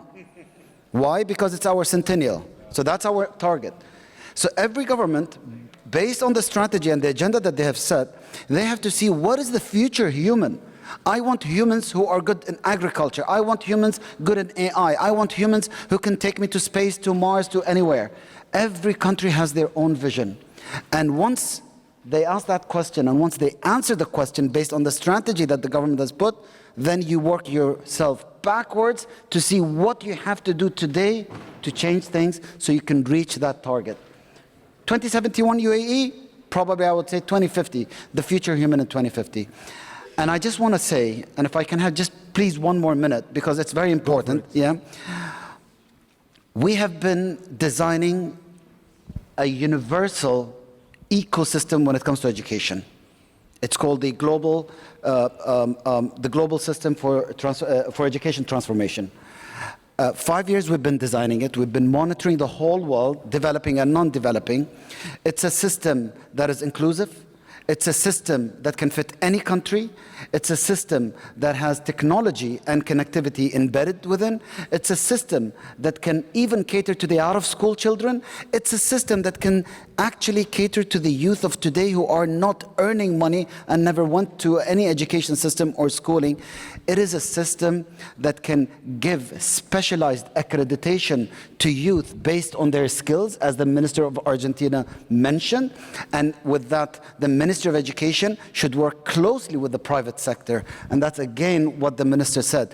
If the private sector is not on the table, speaking to the Ministry of Economy, Ministry of Education, how would we know the skills? Just give me 30 seconds, please. I think we're going to how have would to we end it know there, if that's what all are the right. skills that we need in the future if we don't tweak our ecosystems today? No, thank you so much. It sounds like a fantastic ecosystem that you've been developing, and I look forward to hearing more about it. It's in the portal of the test, by the way. It's in the portal, the ecosystem. So I would ask every country to go into the portal of the test to look into the system. And I endorse that call entirely, so please do go check it out. Thank you so much, Dr. Al-Ghul.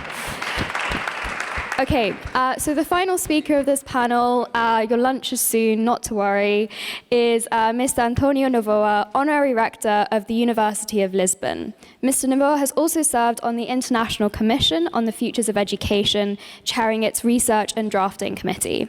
Mr. Novoa, we've heard many thoughts on directions and drivers of education transformation, but I'd really love to hear from you about the who. Who can and should be ensuring a transformation actually happens? Thank you. Thank you very much. Let me first repeat an idea. It's impossible to imagine a coherent sense of purpose in education if something common does not arise in a public space. The common and the public. This is the basis for any transformation of education. Let's not be tainted by trendy tendencies about the death of the school, about personalized, highly technological learning, which should take place at home in an individualized manner. Education is always a relationship, a work in common in a public space. Who will ensure the transformation happens? The new social contract for education asks for imagining educational opportunities and policies. The new social contract is an appeal to everyone's participation, to civic engagement. It implies a movement, awareness of education as a global common good. It implies releasing the energies of teachers and students and thinking about change from a plurality of experience and initiatives and not from the traditional logic of educational reforms. There is no single solution, and that's why we talk in our report about the futures of education. First, transforming education is about embracing entire life cycle and not just compulsory schooling as in the old contract. It is a radical change to foster a social commitment and an intergenerational education able to put an end to the exclusions and discriminations that the pandemic has further accentuated. All people deserve quality education, children and all people. Second, transforming education means building new educational ecosystems with schools. Yes, schools need to be protected, schools and teachers, but with different schools and with more open, diverse, collaborative environments. It is a radical change that ranges from architecture to the organization of space and time and to the work of students and teachers. And third, transforming education means understanding the need to fight individualistic, highly competitive tendencies, means building inclusive and intercultural curricula sensitive to diversity that value knowledge. Yes, knowledge and science are irreplaceable, but that also addresses empathy, human ties, well-being, curricula in peace with humanity and the planet. We have critical choices in front of us. The best of all would be an education capable of awakening a new humanism more than human, of respecting human rights, of promoting autonomy, freedom and emancipation. Let's wake up. We don't have much time to think and to act differently. The day, dear friends, the day we walk the streets for education, as we have walked for the planet or for health or for peace, on that day, on that movement, we will know that change is possible and that a transformative education can fulfill its role in transforming the world. It's still possible. Thank you. Thank you so much, Mr. Novoa, for that resounding call to action and for your thought leadership on the International Commission and the Futures of Education and beyond. So that actually marks the end of this panel discussion. If everyone could join me in giving a massive round of applause for the panelists. It's been such a pleasure to have you here today. Thank you so much. And I'm now going to hand over to Henry to kind of provide the closing remarks of the session. Thank you, Aish. Thank you very much to all our panelists and for you for staying the course. This was a Kipchoge-style marathon. Those of you who are familiar with the world of athletics, you know what that means. You've got to do the full 26.2 miles, and you've stayed the course this morning and early afternoon. Wonderful. So we started in the right direction. We've got an exciting program this afternoon, but before that, we're going to enjoy, okay, not quite 2 hours, just over 90 minutes, break for lunch. There'll be interesting side meetings taking place both in the meeting rooms and in the village outside this room during lunch. Please rejoin us here in this room at 3:30 p.m. And as they say here à Paris, bon appétit, mange bien, mangez bien, and sustainably. Thank you very much indeed. Enjoy your lunch.